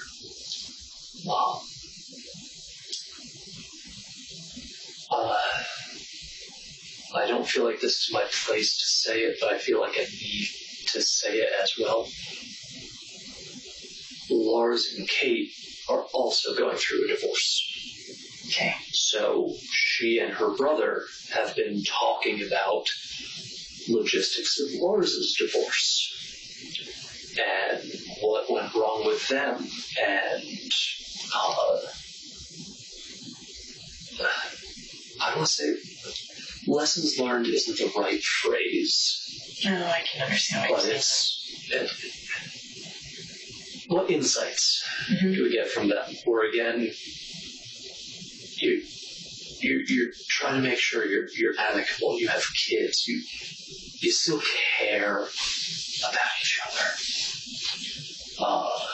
So she had been talking a lot to Lars. I'm sorry, I'm all disjointed on timeline. I apologize. You're fine. We had birthday was on and so I planned a trip to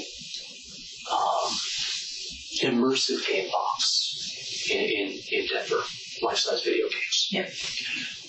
So had the room, sent the kids in there, Kristil was in there, Kate was in there. And I asked Lars if he would stay outside with me because I wanted us to stand guard, and that's what I asked. Would he stand guard with me? And he did, and he and I talked for 2 hours about this, and he said that he didn't think she was having an affair, that he admitted their problems to her, and she didn't say anything about having anyone else. After he brought that up, I think it was after he brought that up, I asked her if there was anyone else. And she said no. It wasn't a long drawn out, it was just no. And But from what you said earlier, it kind of made me like you feel that there could have been somebody else, because she's not being honest with you about where she's going. She's only telling you, she's only letting you in so far, right? Like she's showing you what she wants to, and then, you got hinked up by her saying, "Why are you working from home today? Right? Why are you here so late?" So, I don't know, am I reading into what you're telling us, that you think that there maybe was something else going on? Or is that just me in my suspicious nature? you should have suspicious nature.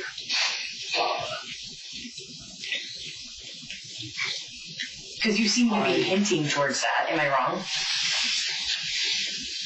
I don't know. Okay. But what's your feeling? What's your heart? What's your gut? What's everything else tell you? I want to believe her. Yeah, I'm sure. I don't know if I do. Okay. But there's no other obvious signs that. Earlier you were talking, there's, where she's gone for hours with no communication and you don't know where she's going. And recently? As recently as 2 nights ago. Tuesday, we had a 4-hour rehearsal. Tonight was 5.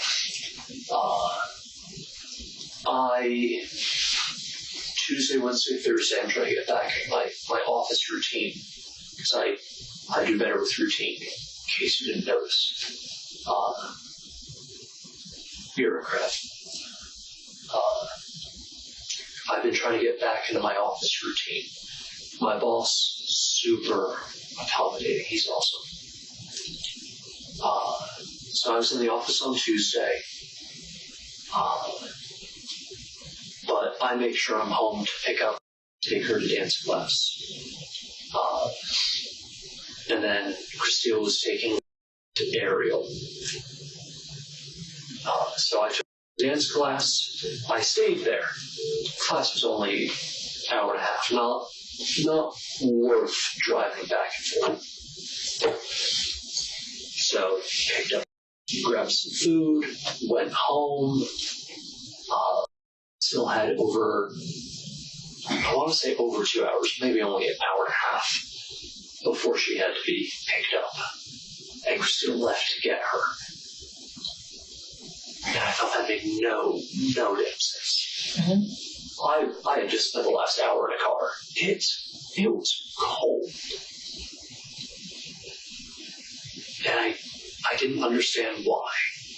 And I asked her, and she said, I have to pick up dinner. That'll be cold. So, yeah, as recently as 2 nights ago, she left under, please don't read anything into this, I'm just using the word.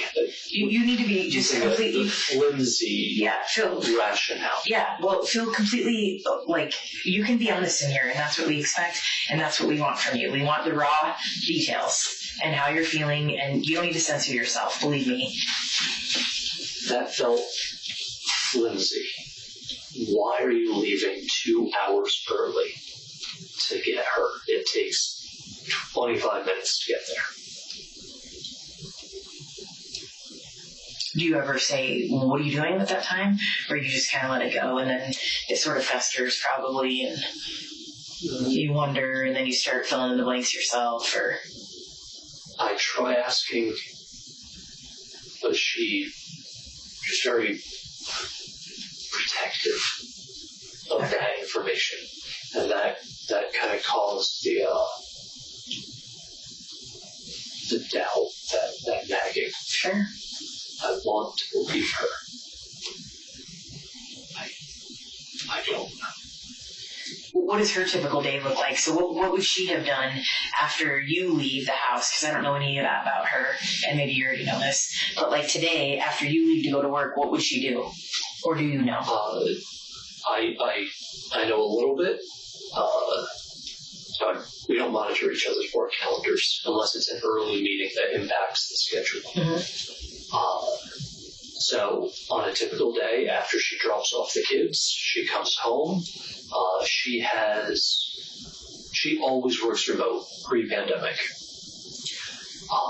Her teams, she's a project manager. Sometimes she's managing a project with European teams. Mm-hmm. Sometimes they're all domestic. So it's not uncommon that she has 8 a.m. meetings. Sure. Because that's when she can meet with people in the UK. So she comes home. She goes into her office. She does her meetings. If I'm home, I take the dog for a walk. If she's the only one home, she takes the dog for a walk. But otherwise, she's typically home from 8 until she has to go pick up kids at 3. I mean, with all the cameras around there now, are you ever doing any, like, checking up on her, seeing if that's... I mean, again, I would do that. If I thought my husband were hiding things from me or being a little shady. That always felt kind of creepy to me. Okay, you never did that. I mean, come on, curiosity. Everybody peeks. Okay. Push notifications on the phone. Dear God. Every time someone walks their dog down the side of the house. We're right next to the mailboxes every time the mailman comes. So there's so much noise that no. Okay. I don't monitor because there's noise. Okay. And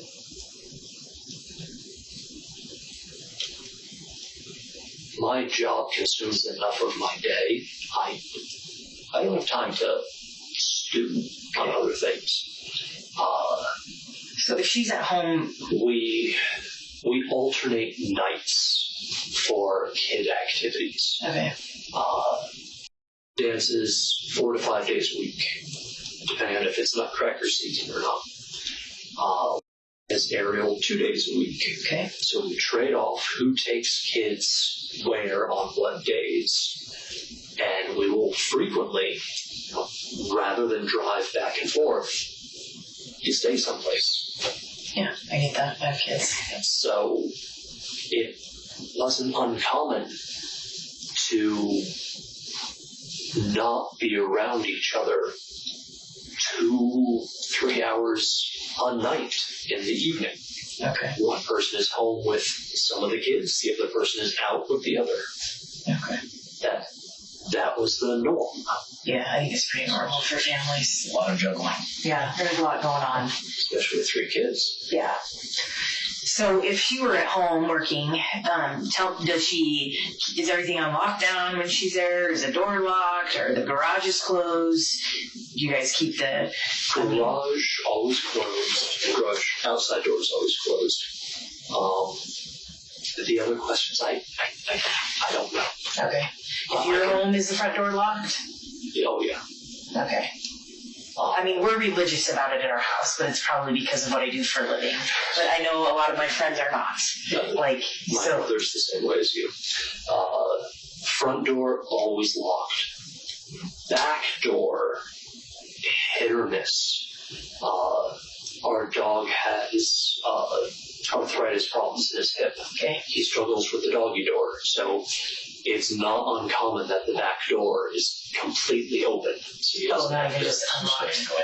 Yeah. Okay. So he doesn't have to go through the doggy door. He has full door. What kind of garage door do you guys have opener? Is it something on your phone that you can open? Is it a program that's sort of just old school thing in your car? It's not manual. It's the I guess now they're old school. Keypad on the. We have 2 garage doors. Okay. Keypad on the double door, no keypad on the single bay. Both of them have buttons next to on the inside, and our cars are remoted. Thank you. Yes. Okay. And you said there's a double door and a single door? Yes. Who parks where? I imagine you guys each have your assigned parking spaces, and what does the garage look like? She parks on the single side because she has a smaller car. I park on the double side. Okay. Just leave it on the bay. Yeah. So, which means I usually park more in the middle. I had a bigger car before my current one, so it made more sense. Gotcha. And just so I know, walk me through, I guess, the layout of your house from your front door leading through the living room to... I sketch. Yeah. I'm a very visual person. Yeah. That way I can just kind of picture everything from the main floor, garage, second floor, basement, all that stuff. Okay. We're on a corner. So this is Promontory. This is Alexander. Our driveway is over here and enters on the side. It's not a front. So 3-car garage. Shut in one direction. This is so much scale, I'm sorry. Garage. Sketch the whole thing. Okay, inside. Stairs up, stairs down.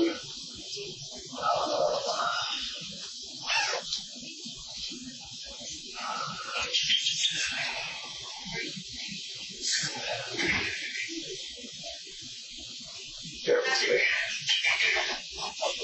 So this is the garage door. These are the stairs. Wall. Back here she has her office. There's a bathroom. There's a closet. A little hall.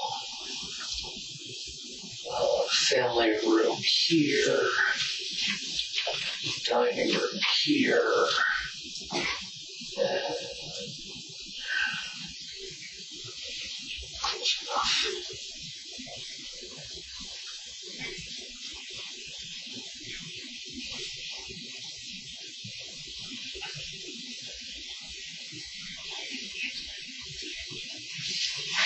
Okay. So you come in the front door, immediately look at stairs. There's a little bit of a wall right there.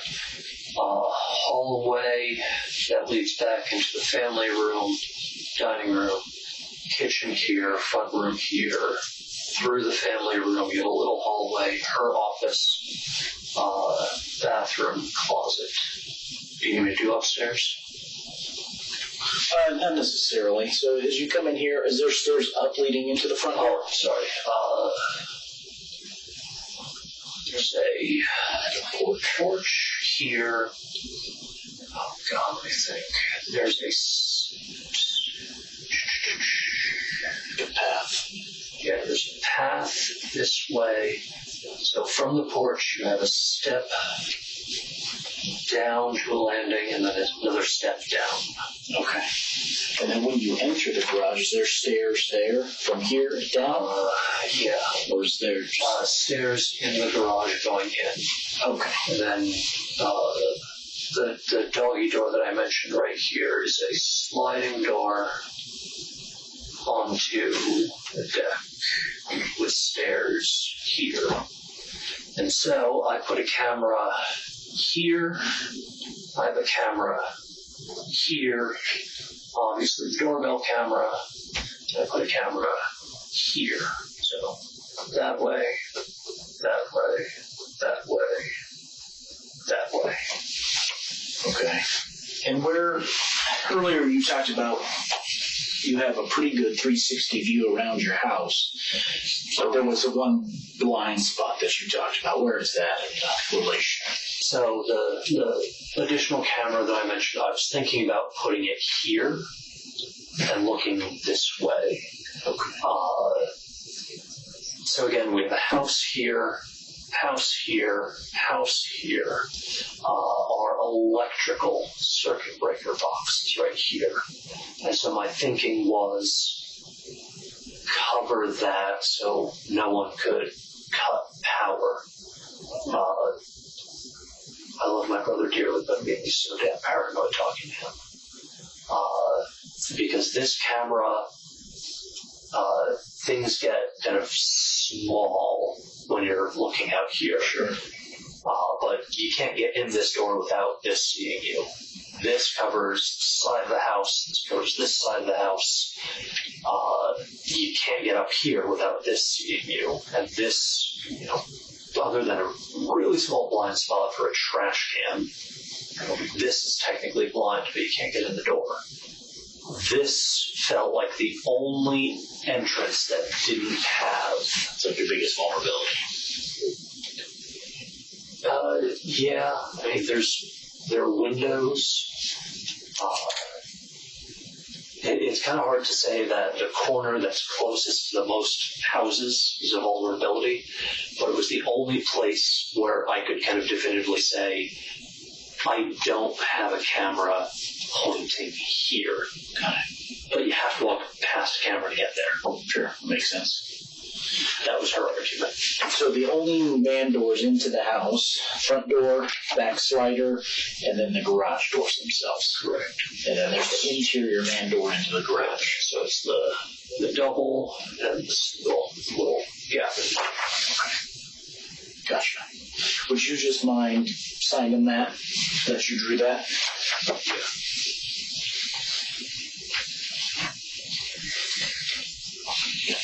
And then unfinished basement is just a giant room. And then upstairs, 4 bedrooms, 2 baths. Okay. And a laundry.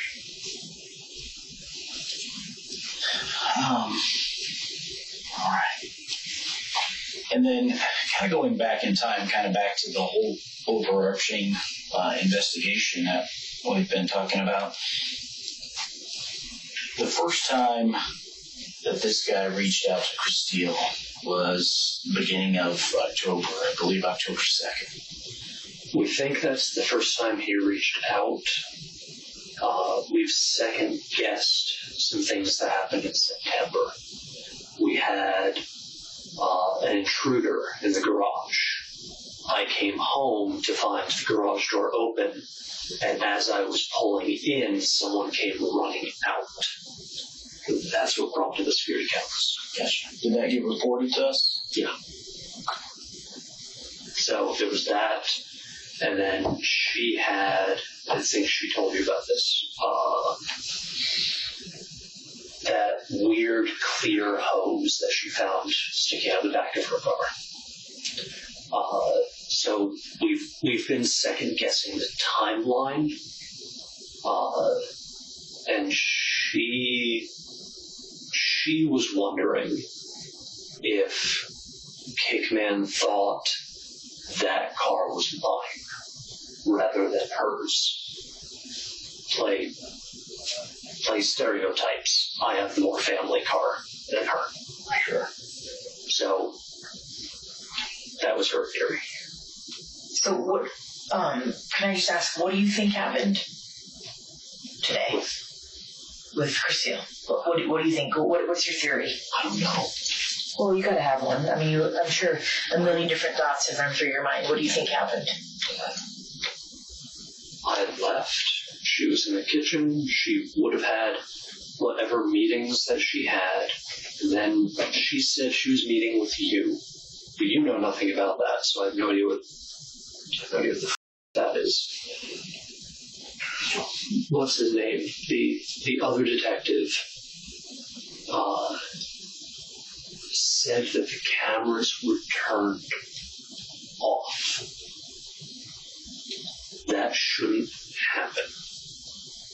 The only way that the cameras can be turned off is through the app. One of us has to hit the button.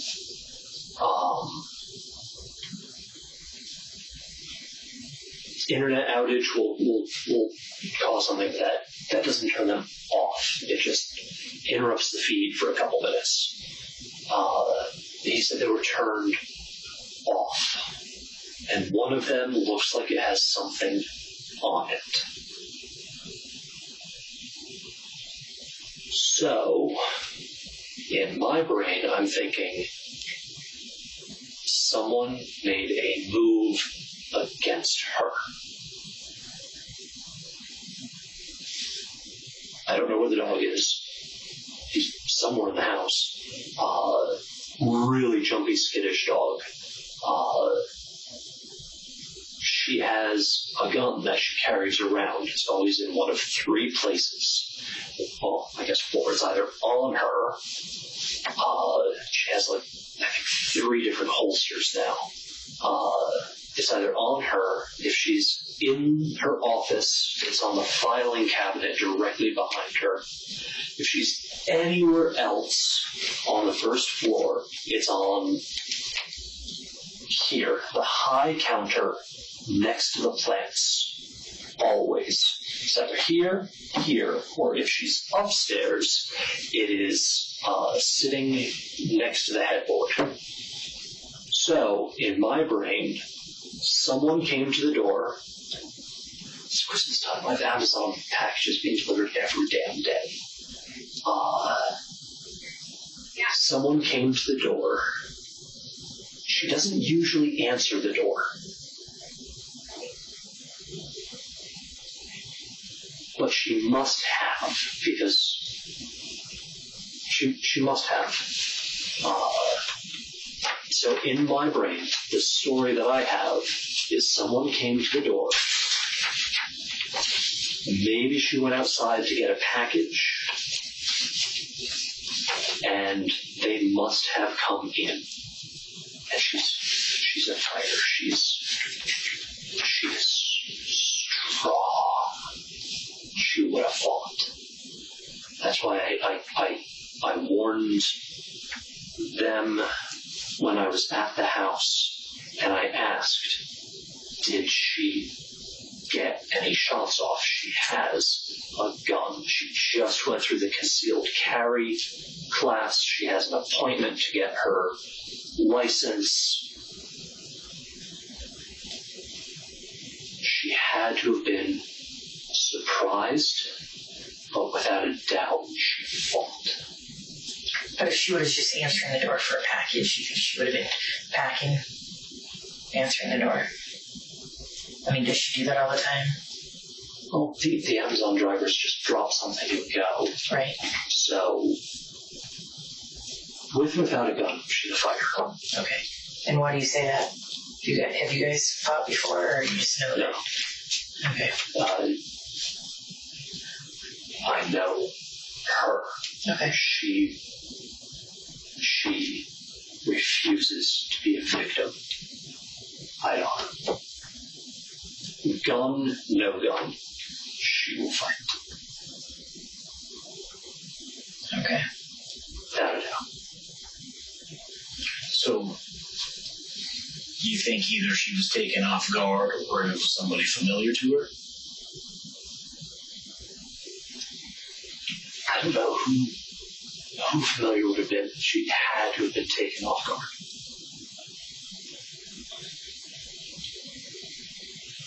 Because the familiar would be people don't just swing by the house. It just doesn't happen. I was at work. I assume Lars was at work. Her parents are retired, but nobody just swings by. Especially during work days. She doesn't like being interrupted during work. So people know not to just stop by, which is why it had to have been a surprise. And the fact that the cameras were turned off, does that include your Ring doorbell or the doorbell camera? Or what's up with that? From what Wait. Thank you. Mm-hmm. From what Wade said, or he had my phone and was asking why they were off. And I said they shouldn't be. It looked like all of them were off. The doorbell had something on it. And how do you know that? Because I saw it on the camera. Okay. And then, so the point of the Google Home app is I can share it so that Kristil has it, I have it, has it. Everyone can pull up the cameras from anywhere. Mm-hmm. And even said that she saw there was blue on the doorbell camera. We couldn't see the yard. Okay. What time was that at? Does she notice that? Oh, I have no idea. I'm sorry. I have no idea. Was that a text conversation, a phone call? When she told me, no, when she came right here. Got it. Okay. So, Wade said it when he was sitting here with the phone in front of him, and I was looking right at it, and then told me she saw it when she was sitting here, and she saw it during her off period at school, which is when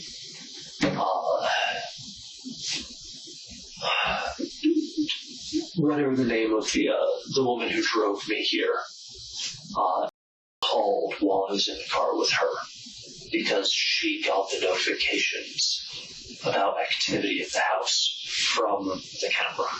Okay. So she panicked. She called Kristil. Kristil didn't answer. She called me. So, at some point, the camera's picking up movement. There's just something over the lens that records. I don't understand the question. Well, so the camera's still picking up movement. It's just when it can't see out. So it looks like, again, I haven't picked up my phone. It looks like the camera is on, but it only sees blue. Sure. The doorbell camera was getting notifications from the driveway camera. Got it. All of them send notifications. Okay, that makes sense. And are there two different companies? Nope, it's all the same. It's all the same. Okay. Yeah, it's all Google Nest cameras. Is your wife's phone password protected? The dots, the puzzle. Okay. And do you know that password? No. With everything going on, she got a brand new phone. I didn't ask what the password is. I have no idea. Okay. You've never seen her do it, or you don't know what it is? You guys just don't share things like that?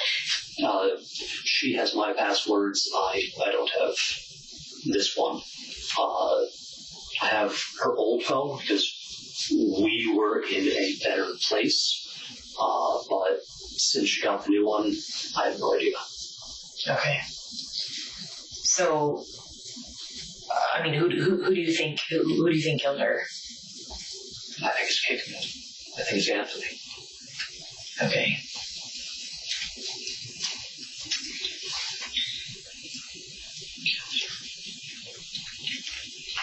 I'm sorry, that's the first thing I said. That sentence.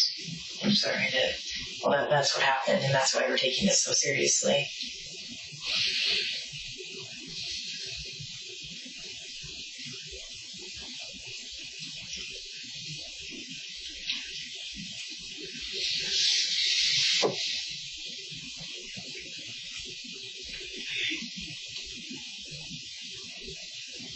I think it was Kickman. And Anthony, I'm sorry. If not him, I have no other suggestion.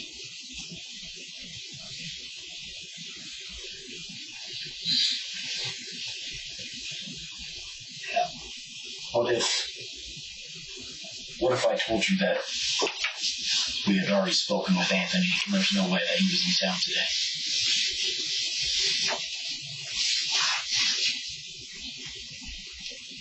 That I have nothing.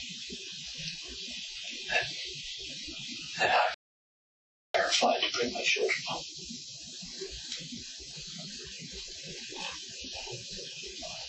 What are you terrified of? If it wasn't him, who was it?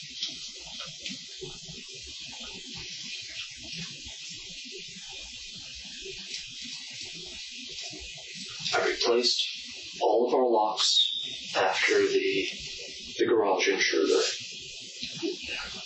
I'll do it again.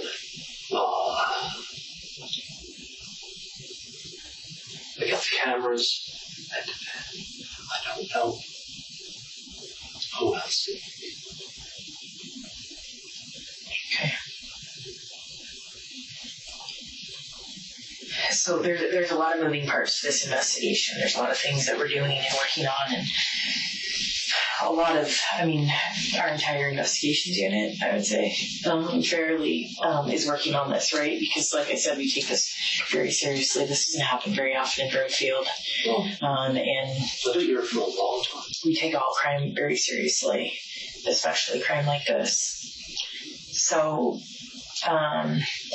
one of the things that we really started looking into today in an effort to find Anthony is, what is it, the Gmail, what was the other? Text now numbers. The text now numbers and things like that. And I don't know what text now is. It's like an app that you can get fake phone numbers and contact people through Wi-Fi. Okay. yeah, it's like a Wi-Fi only. Oh, the spoofing. Gotcha.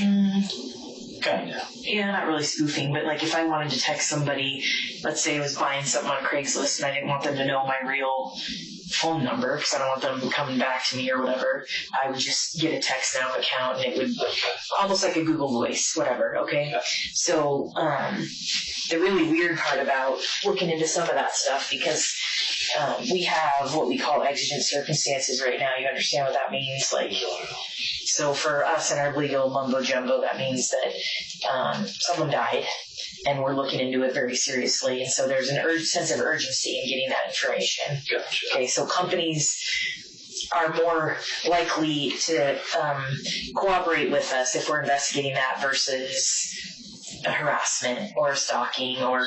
Okay. Remember how we talked when I said our legal paperwork, it takes a while. But because somebody was murdered today, we have the ability to tell them that, and they will generally provide us with information immediately. That's what exigent circumstances means. Okay. Because we're trying to find the killer. So some of that information that we've been able to receive today is a little bit, I don't know, concerning, I guess.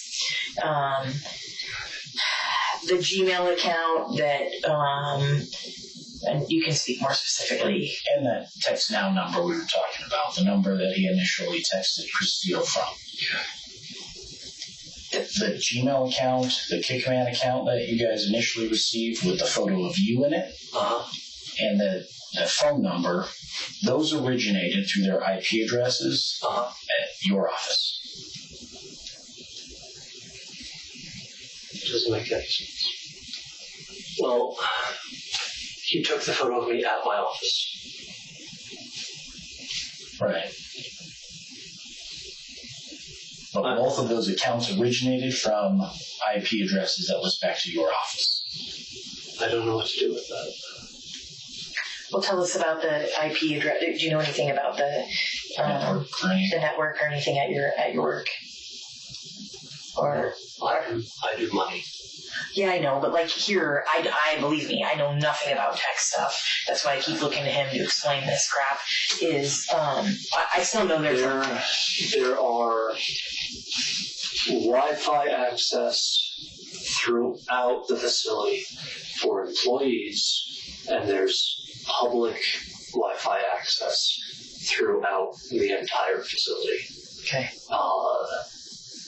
CPHE guest, I think is what it is. And we literally post the passwords in every single meeting room. Okay. The board meeting I was running yesterday, I can literally pull up the video because I have to record it. And on a table in the back of the room, giant paper that says what the Wi-Fi is and what the password is. Okay. What's the IP address on your computer on your desk? I couldn't tell you. Okay. It's managed by the city. I have no idea. Gotcha. Because like here, we all have our own individual IP addresses to our individual computers, right? Mine's one address, hers is another address, and every other person has their individual addresses. So I have no idea if we have person-specific or across the board. I'd say whichever one is cheaper, we have. Okay. Because right now we're working with the director to get all of the IP information to see what devices we're using that specific address during that time. So, okay. Because I guess the biggest concern is just the timing of everything, that it just doesn't quite make sense to have somebody create an account, take a photo, and then immediately send it off, and then the account is no longer being used. None of this makes any sense. And also, let's add on top of that the fact that there's, as far as we know right now, there's no physical way that Kickman could have been involved in this based on where he's at right now. So, the mystery continues, and it has to be done. Things are certainly pointing in one direction right now.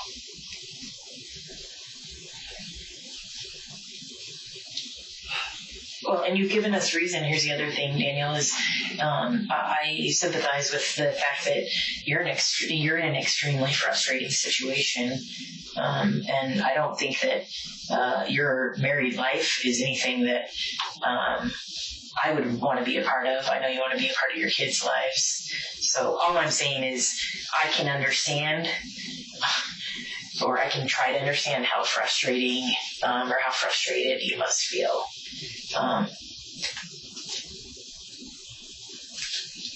But you can also sense that's why we're asking all these questions about infidelity and everything else. Is there some other mystery man that we don't know about? Or is this a case of... I have been faithful. Period. I want to believe that she has, but I don't know. Is there another person?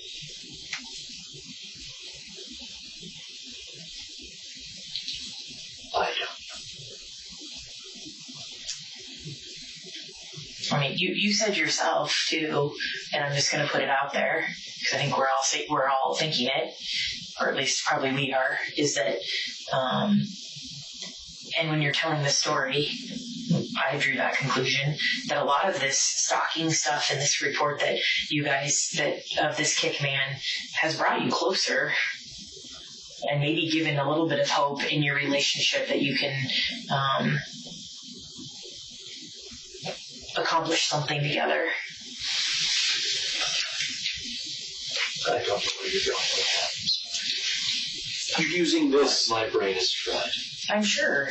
kind of using this circumstance to bring you guys closer together. You yourself said that. Having the common goal of circling the wagons. It's something along the lines that it felt like we had more teamwork. Right. I think there's a big gap between teamwork and rekindling a romance. Yeah. But it delays the inevitable. But I asked for the And I think we've also heard the same thing about Kristil today. Kristil, I'm sorry.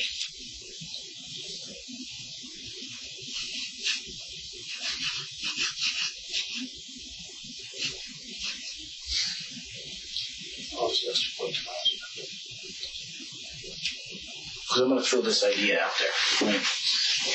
You know Anthony has reached out to her in the past a number of times. She's been very open about that, yes. Right. The last time was 2016-ish.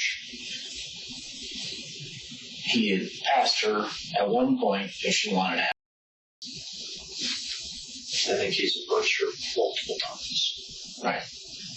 So this next time, if there's any bit of question about infidelity, whether it's with Anthony or anybody else, we might create an account to see if we can create a facade or see if Kristil's actually interested in Anthony. So we ask her and push the bounds a little bit and see if that will confirm our suspicions of infidelity.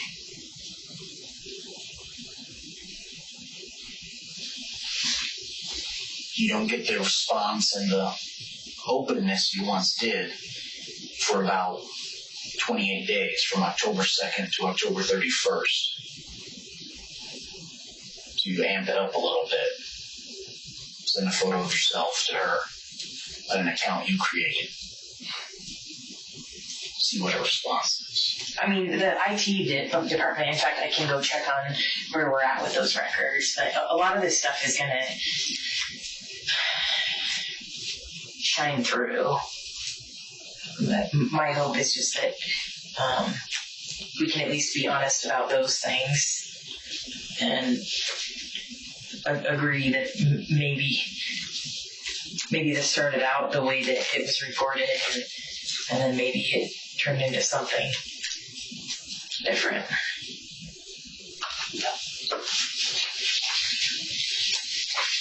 that would suggest that I would put my children through this. We were drilling the kids on what to do if we said, look, that they had to pair up, they had to run. I'm looking into counseling for the kids. Figure out when the heck to start that.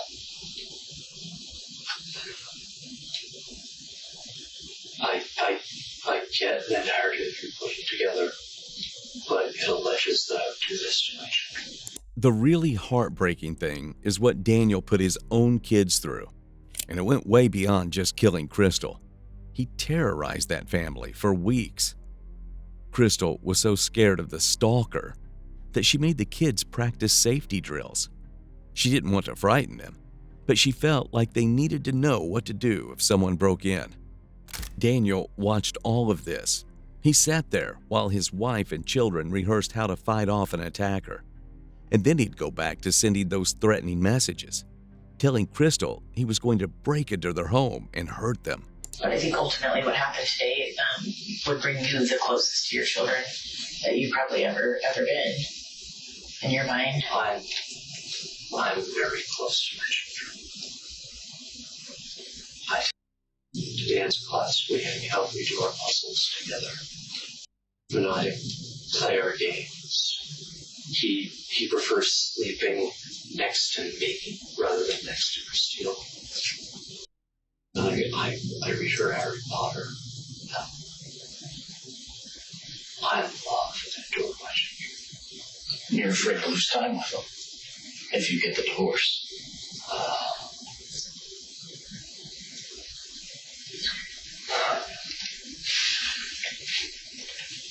Well, provide us a different explanation then. If you know it's not Kickman, if you were watching these facts unfold in front of you in a movie, what would you say happened? There has to be someone that was able to turn off the cameras, that was able to access password protected system to turn off cameras, that was able to use your IP address from your work to create accounts, to send messages and photos, to act as a stalking suspect. Well, tell me. Help me make sense of it. I don't know, I'm not the one who does this. I'm analytical at work, and I read and write fiction at home. I don't do crime drama. I don't know what it is. Right. Like my conversations with Kristil, she was not putting you in the most masculine light. And when your buttons are pushed far enough, people break, people snap, people act out, people do things that they might regret without thinking. And it could be just the littlest button in the end that causes that. I have no doubt that she said that years ago. I don't doubt it.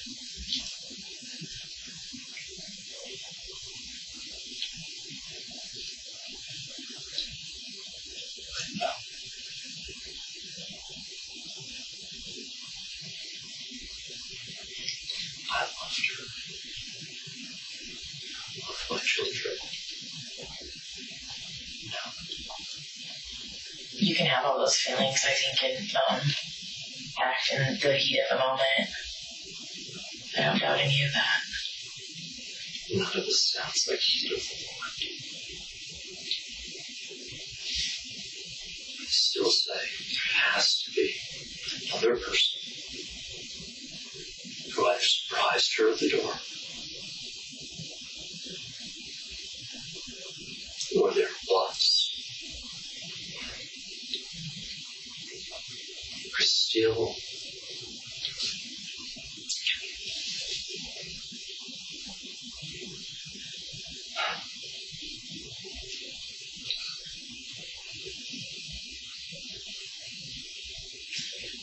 one didn't surprise her. That she must have known the person who came. And that would tell me that there was someone else. That she didn't tell me the truth when she said there wasn't.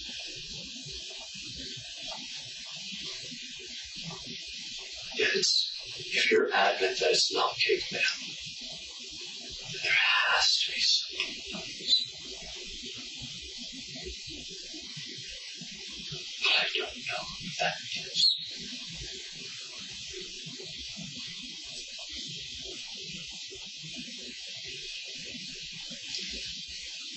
Kickman is a 6.5 hour drive from here. There's no way he could have made that drive. If he flew, we would have record of that. That doesn't show up on any sort of flight record through the FBI, DEA, Homeland Security, anything like that.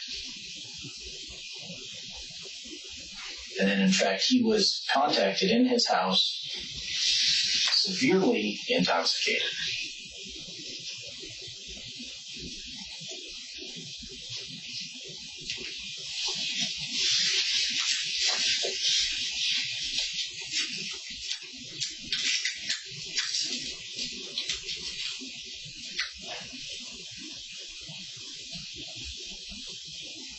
All this time that we've been looking for him, for the protection order, and you just found him today, like that.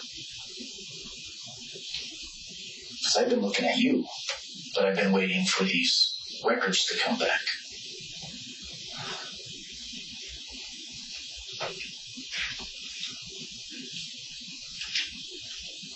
We've been chasing the wrong dog.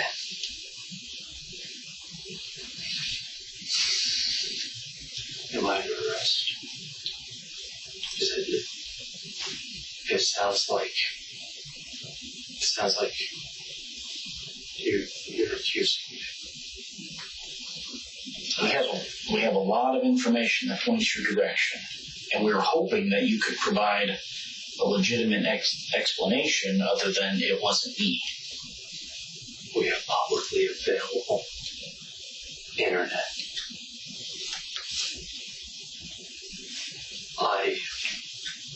I was hosting, for example, a meeting yesterday. I can literally pull up the video and show you the number of people who joined in, who are not state employees, who either showed up in the room or accessed us online. I don't have a narrative or a story that I can offer you. Because I thought we were on the same side.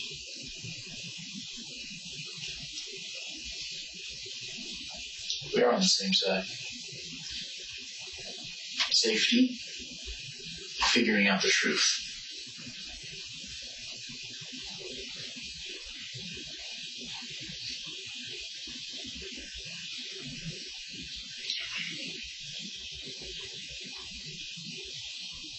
Why was your stomach so upset this morning? I have sensitive stomach. I've always had a sensitive stomach. I still can't remember what the heck I served everyone for dinner last night that did not sit well with me.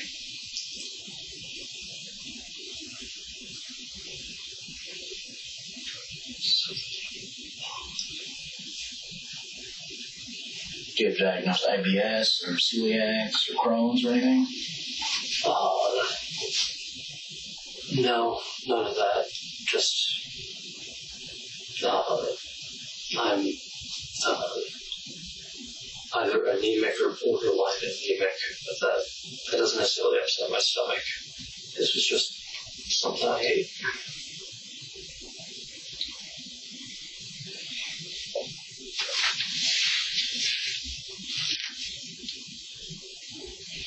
What would you think? What would you say if we told you that other people you talked to that are close to your wife have expressed that she had maybe told them that she suspected you of having... She said that right to my face. That she wanted to know if it was me. I told her. But why would she suspect that? I don't understand how we take the leap from we haven't had a romantic relationship for a long time in our marriage to I suspect my husband is pretending to be my stalker. How does that happen? There's a missing explanation in there. There's a missing piece to that. I mean, human nature. There has to be some. I get that you're very calm. You seem like a very calm, logical guy. Like yourself analytical. I get that, but human nature.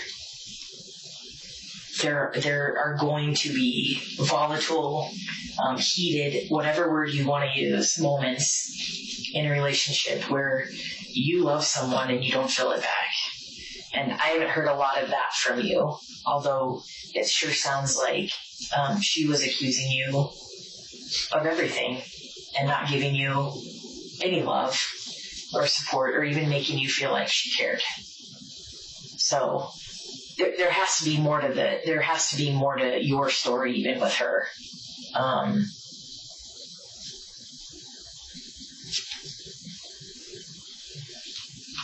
I don't know. Did she tell you last night that she's done? She's moving out? That she has a boyfriend? Did you guys get into an argument? No. Last night was calm. We talked about, I don't remember if this was last night. We talked about plans for Christmas. Who was going to be where, sticking with the Thanksgiving approach of 2 separate Christmases. Yeah. And then we started talking about gifts and what still had to be bought for the kids. And there's no heated argument. But it also seems like there was a little bit of irritation this morning that you were still at home. And that seemed to have irritated you that she was questioning. I mean, I'd be irritated if my husband's questioning why I'm in my own freaking house. It confused me and irritated me.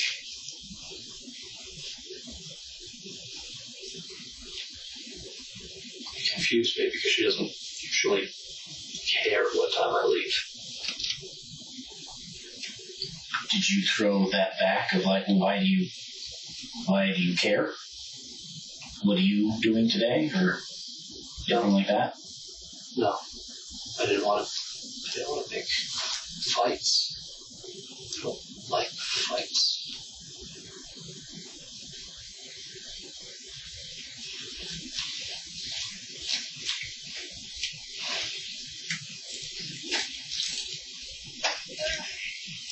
And to your point, I don't know if this makes a point at all.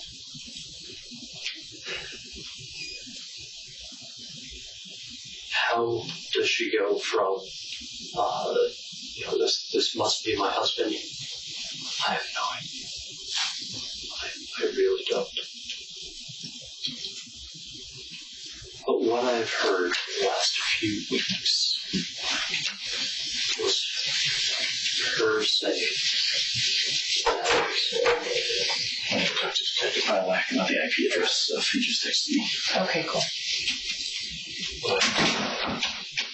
So her saying, because I asked, what the history with Anthony was. And her saying that he was her first love. She took his virginity. It was a wonderful time in her life. She was happy.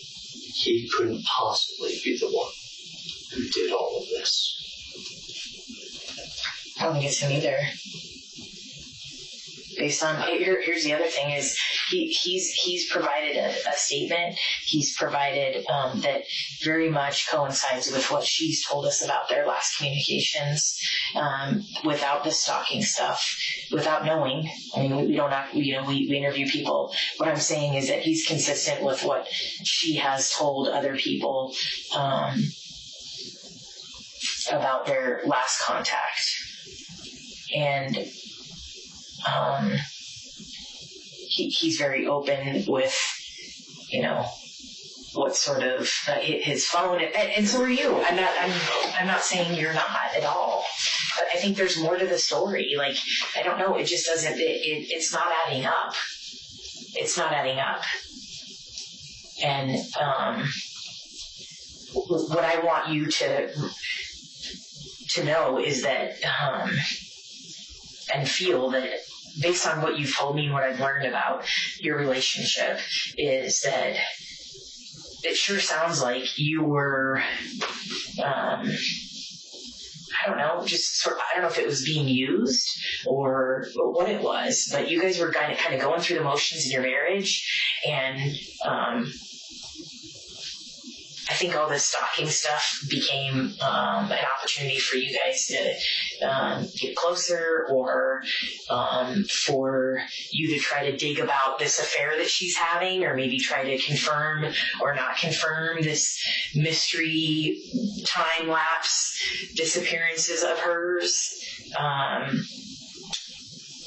Because you're a smart guy, and you couldn't get the information from her by asking her. This is a really complicated way of getting. Well, I've heard of a lot of crazy stuff Like that. and this seems to be sort of like-minded to someone who's smart like you and who's analytical like you. Numbers. That's what I do.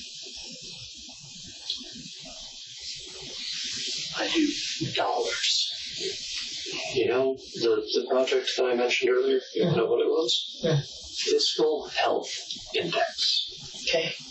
How do we look at accounting to determine if a division is of good fiscal health?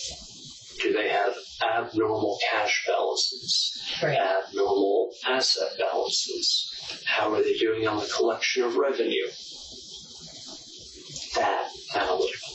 It's numbers. Okay. Well, This doesn't look like that.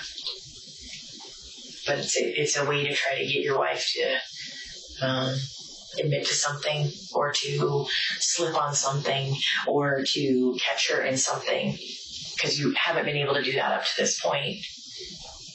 And you don't seem like a confrontational person to me. Is that fair? You don't like conflict? Do you like conflict? Do you like confrontation? Because you even just said this morning you didn't question her about her her wanting to basically like get you out of the house. That's kind of what it felt like, right? She was trying to get you out of, like, okay, she had something that she needed to get done and didn't want you there for it, whatever that was. So that's kind of how you felt. But for me, being confrontational and But that happens a lot. She has meetings. She has to get in the right headspace. She doesn't like having the kids home from breaks if she has to work, because it gets distraction. Yeah. No. How do you explain the cameras being turned off then? If it's some mystery man. Because I'm also pretty sure that Google's going to be able to tell us what device turned those cameras off. But it can't be mine. I didn't turn them off.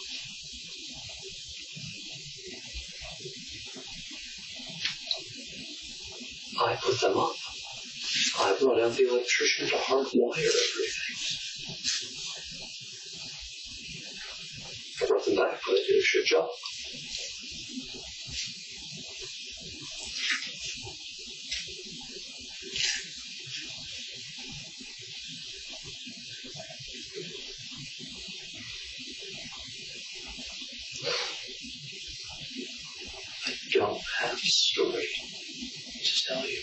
wish I did.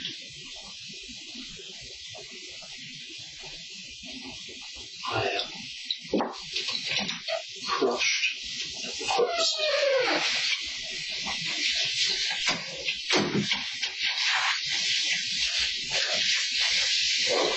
My children said they want me. They went home with their grandma and aunt and uncle. What time is it? Current time, 6 o'clock, 6:02. Are you hungry or anything? No. I'm tired. I don't want to do this. I don't want to be here. I want to hug my children. And I want to know that they're safe. And I need to figure out where the hell they're sleeping tonight. I've answered a bunch of your questions. Can you please answer mine? Where is Kristil? She's still at the house.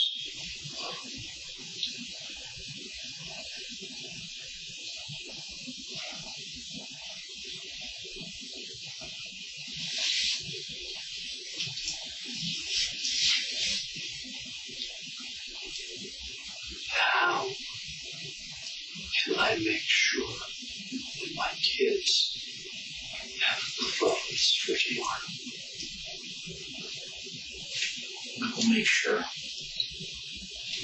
And I know that Judith and Heather have gone out to try to buy clothes for them, so they have for overnight. And I know the plan was for them to be able to stay with either Katie or Lars overnight.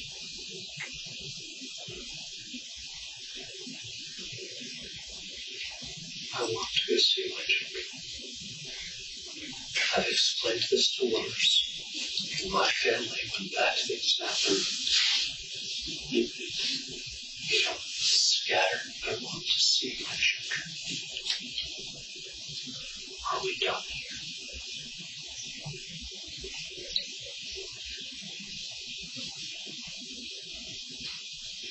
Are we done here? Well, that's up to you. I mean, I think we still have a lot of unanswered questions. But,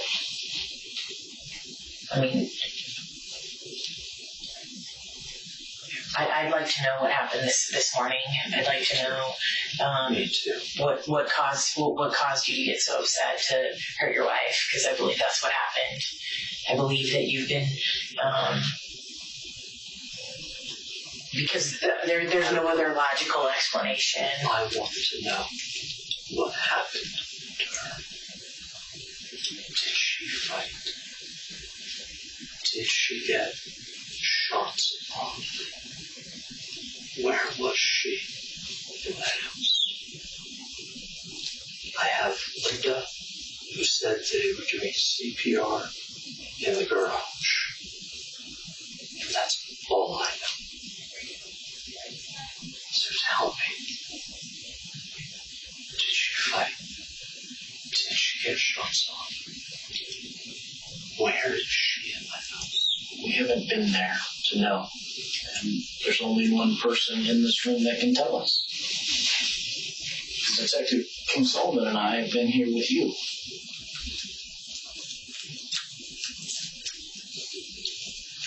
I think you know the answer to all those questions.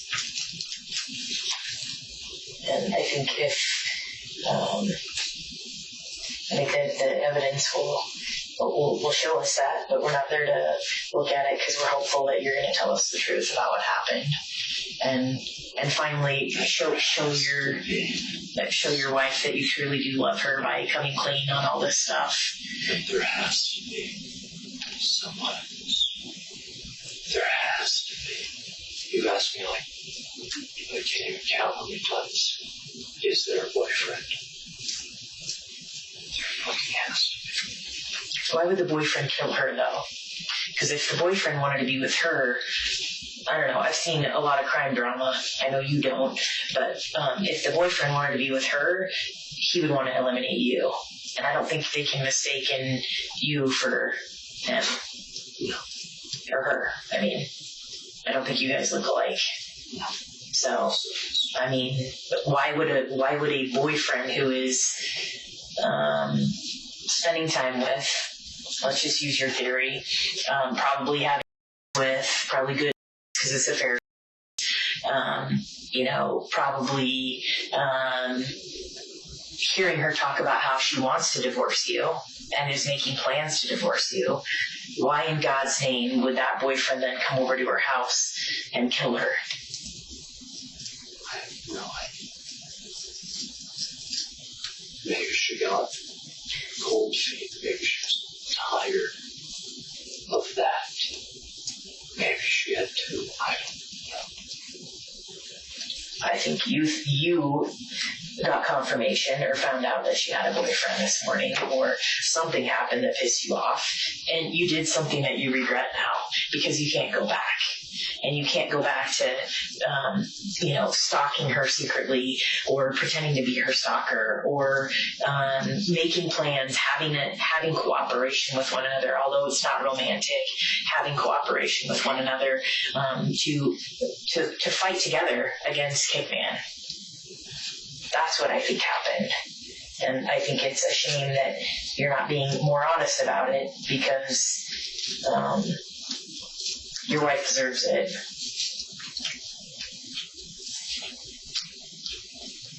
I've answered all of your questions that I can.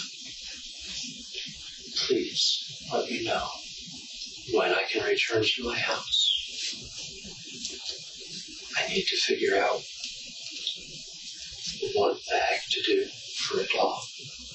I need to take care of my children.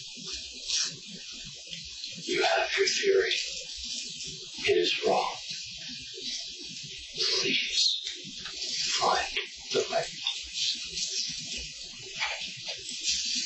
When you're done, may I please have my phones and keys to my car? The last thing that we're going to do before we get to that point is we need to process you for physical evidence, okay? And is this the point where whatever that checklist is, I say, I'll have it ready? Yeah, that's fine. But the last thing that we're going to do is we're going to process you for physical evidence. I don't know what that means. Let me explain it, okay? So you're trying to rush out of here, and we still have about 15 minutes together, so we can take care of all of that stuff, okay? So we need to collect your clothes. We need to take the buccal swab sample that we talked about earlier. And before we get out of here, we need to take all photos and collect your clothes. Okay? Okay. So give us about 5 minutes. I'm going to go make sure my CSI tech is here so we can take care of that on the sooner side, okay? What clothes do I get? We have extra clothes. You're not going to rest of We have extra clothes for you. They're ready. They're piled up just right outside. So we need to make sure that we take care of all of that stuff, okay? Is this something that requires my consent, or can I just go? No, we're going to take all of the clothes and get all of that stuff taken care of. So that one does not require my consent to step on that here? Yes, because that is physical evidence. Can I throw away all of these dirty tissues I've been picking up from my kids? Sure. Sure. Trash can. Here, you just leave them on the table and we'll take care of it.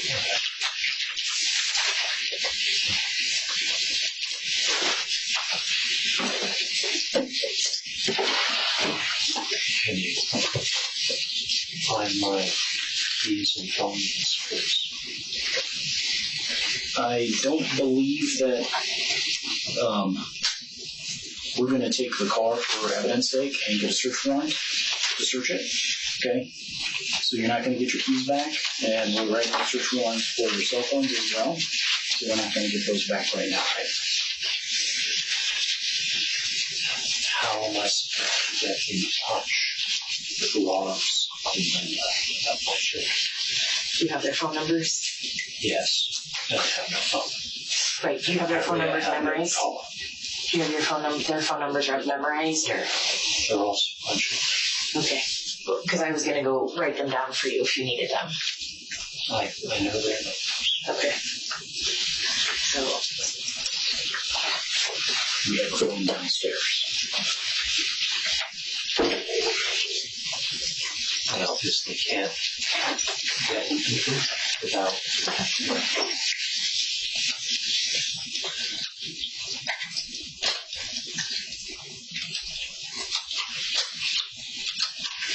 Well, do you think one of them would come get you if you called them? Based on how this conversation has gone, I have no idea. Okay. I need to figure out where my kids are sleeping and where I'm sleeping. Would you accept a ride from one of us to get you wherever you need to go? Sure. Okay. Let's get through this and then we'll figure out transportation here in a minute, okay? Okay, I'm going to shut this. Are you cool? Yeah. Let me have you stand over here, please.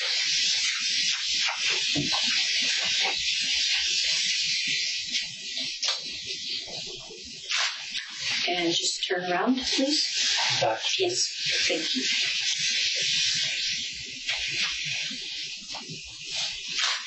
Okay, back around for me, please. And if you don't mind, just have your hands maybe out there. There we go. Okay, and this way. Just a little bit more for me. Thank you.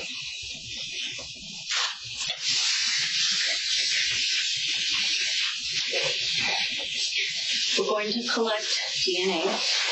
We call it buccal swabs. And basically, I'm going to take some what look like giant Q-tips and just, yes, exactly.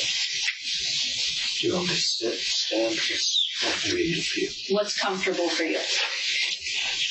Not having cotton swabs in my mouth. Sure. It's probably knows like COVID. A brain swab. I've had too many of those over the past few years. Peeled this before.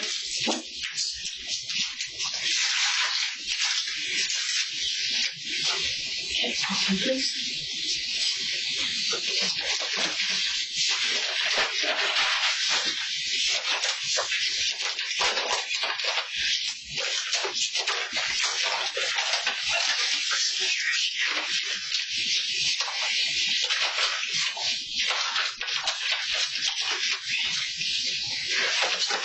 And I assume you take a coat.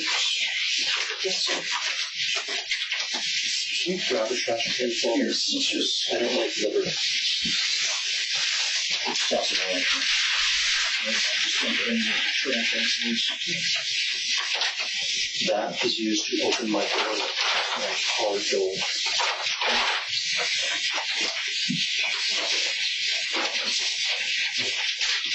More trash. Oh, that's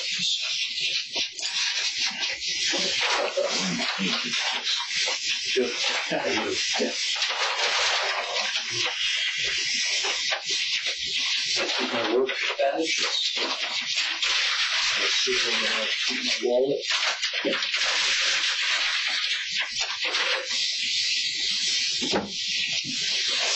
So you want my coats? Sure.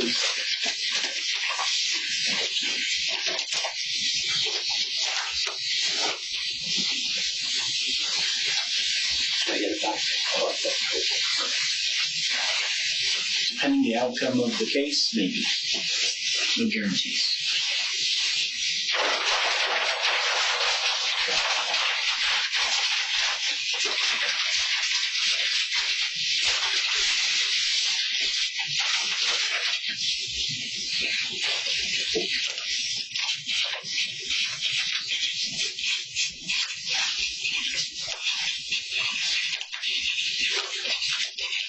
There's a backpack with that some it has my work laptop.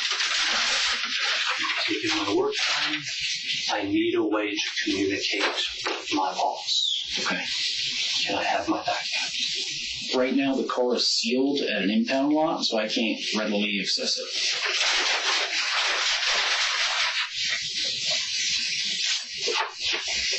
How deep will we go? Socks? Underwear? Yep. How deep are we going? Taking socks, shoes, pants, shirt, belt as well.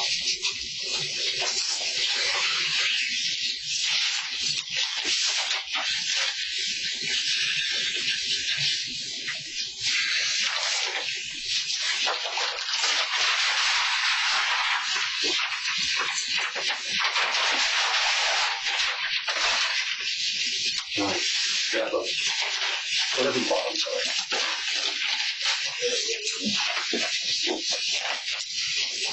Sweats. Whatever. Do you want socks separate? Together's fine. Okay.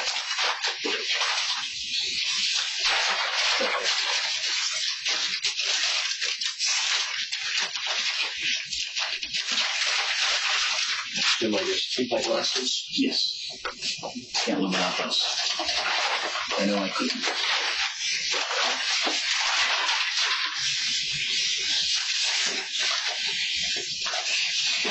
Do I keep underwear or no? I'm sorry, dude. We're taking them, sorry. Yeah,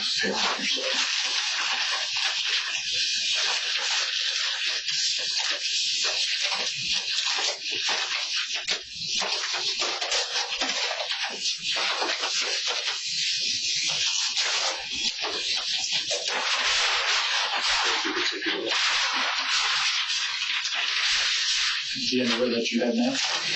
Yep. Kind of guessed your size.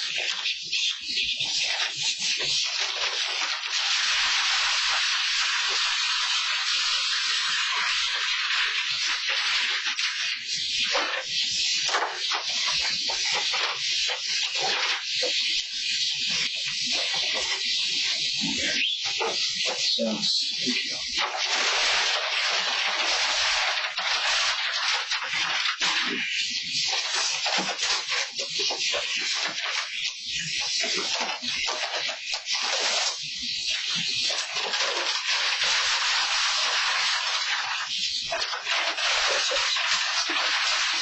These are the right size as well. They're just the underwear. They're the right size. Not the usual boxer briefs. Yeah.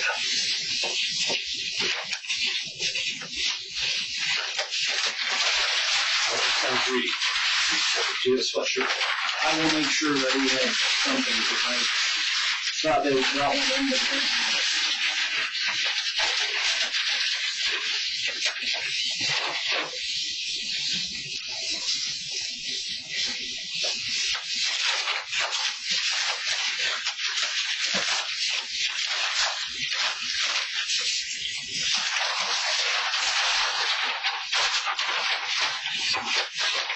Well,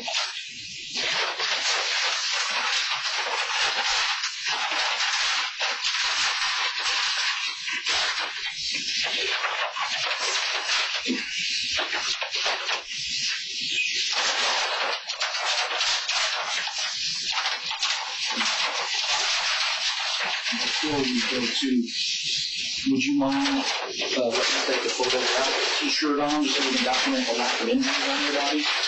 Okay. You know, you can put your shoes on and stuff. Just want without the shirt so we can just show.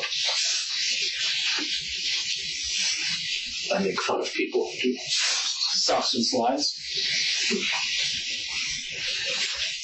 Arms out, down. What do you want? Down's fine.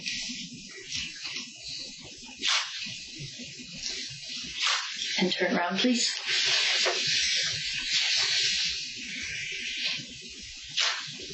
Anything else? No, I think that's good. Thank you, Dan.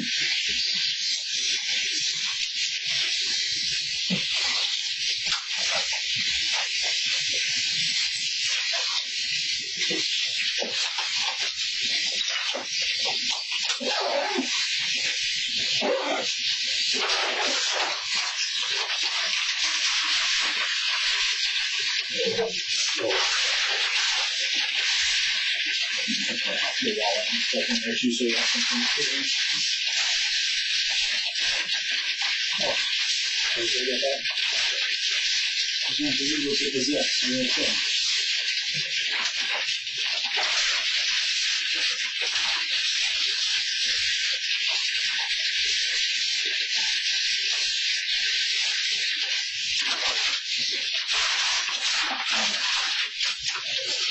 Walk out to the lobby and then let me find you a sweatshirt. 2 days after Kristil died, police picked Daniel up at a grocery store and charged him with first-degree murder. Even at trial, he stuck to his story, saying that he didn't do it, but the jury didn't buy it. They came back in just a few hours with their decision. Guilty on everything. First-degree murder, 2 stalking charges, and criminal impersonation. In the end, Daniel Krug was sentenced to life without parole.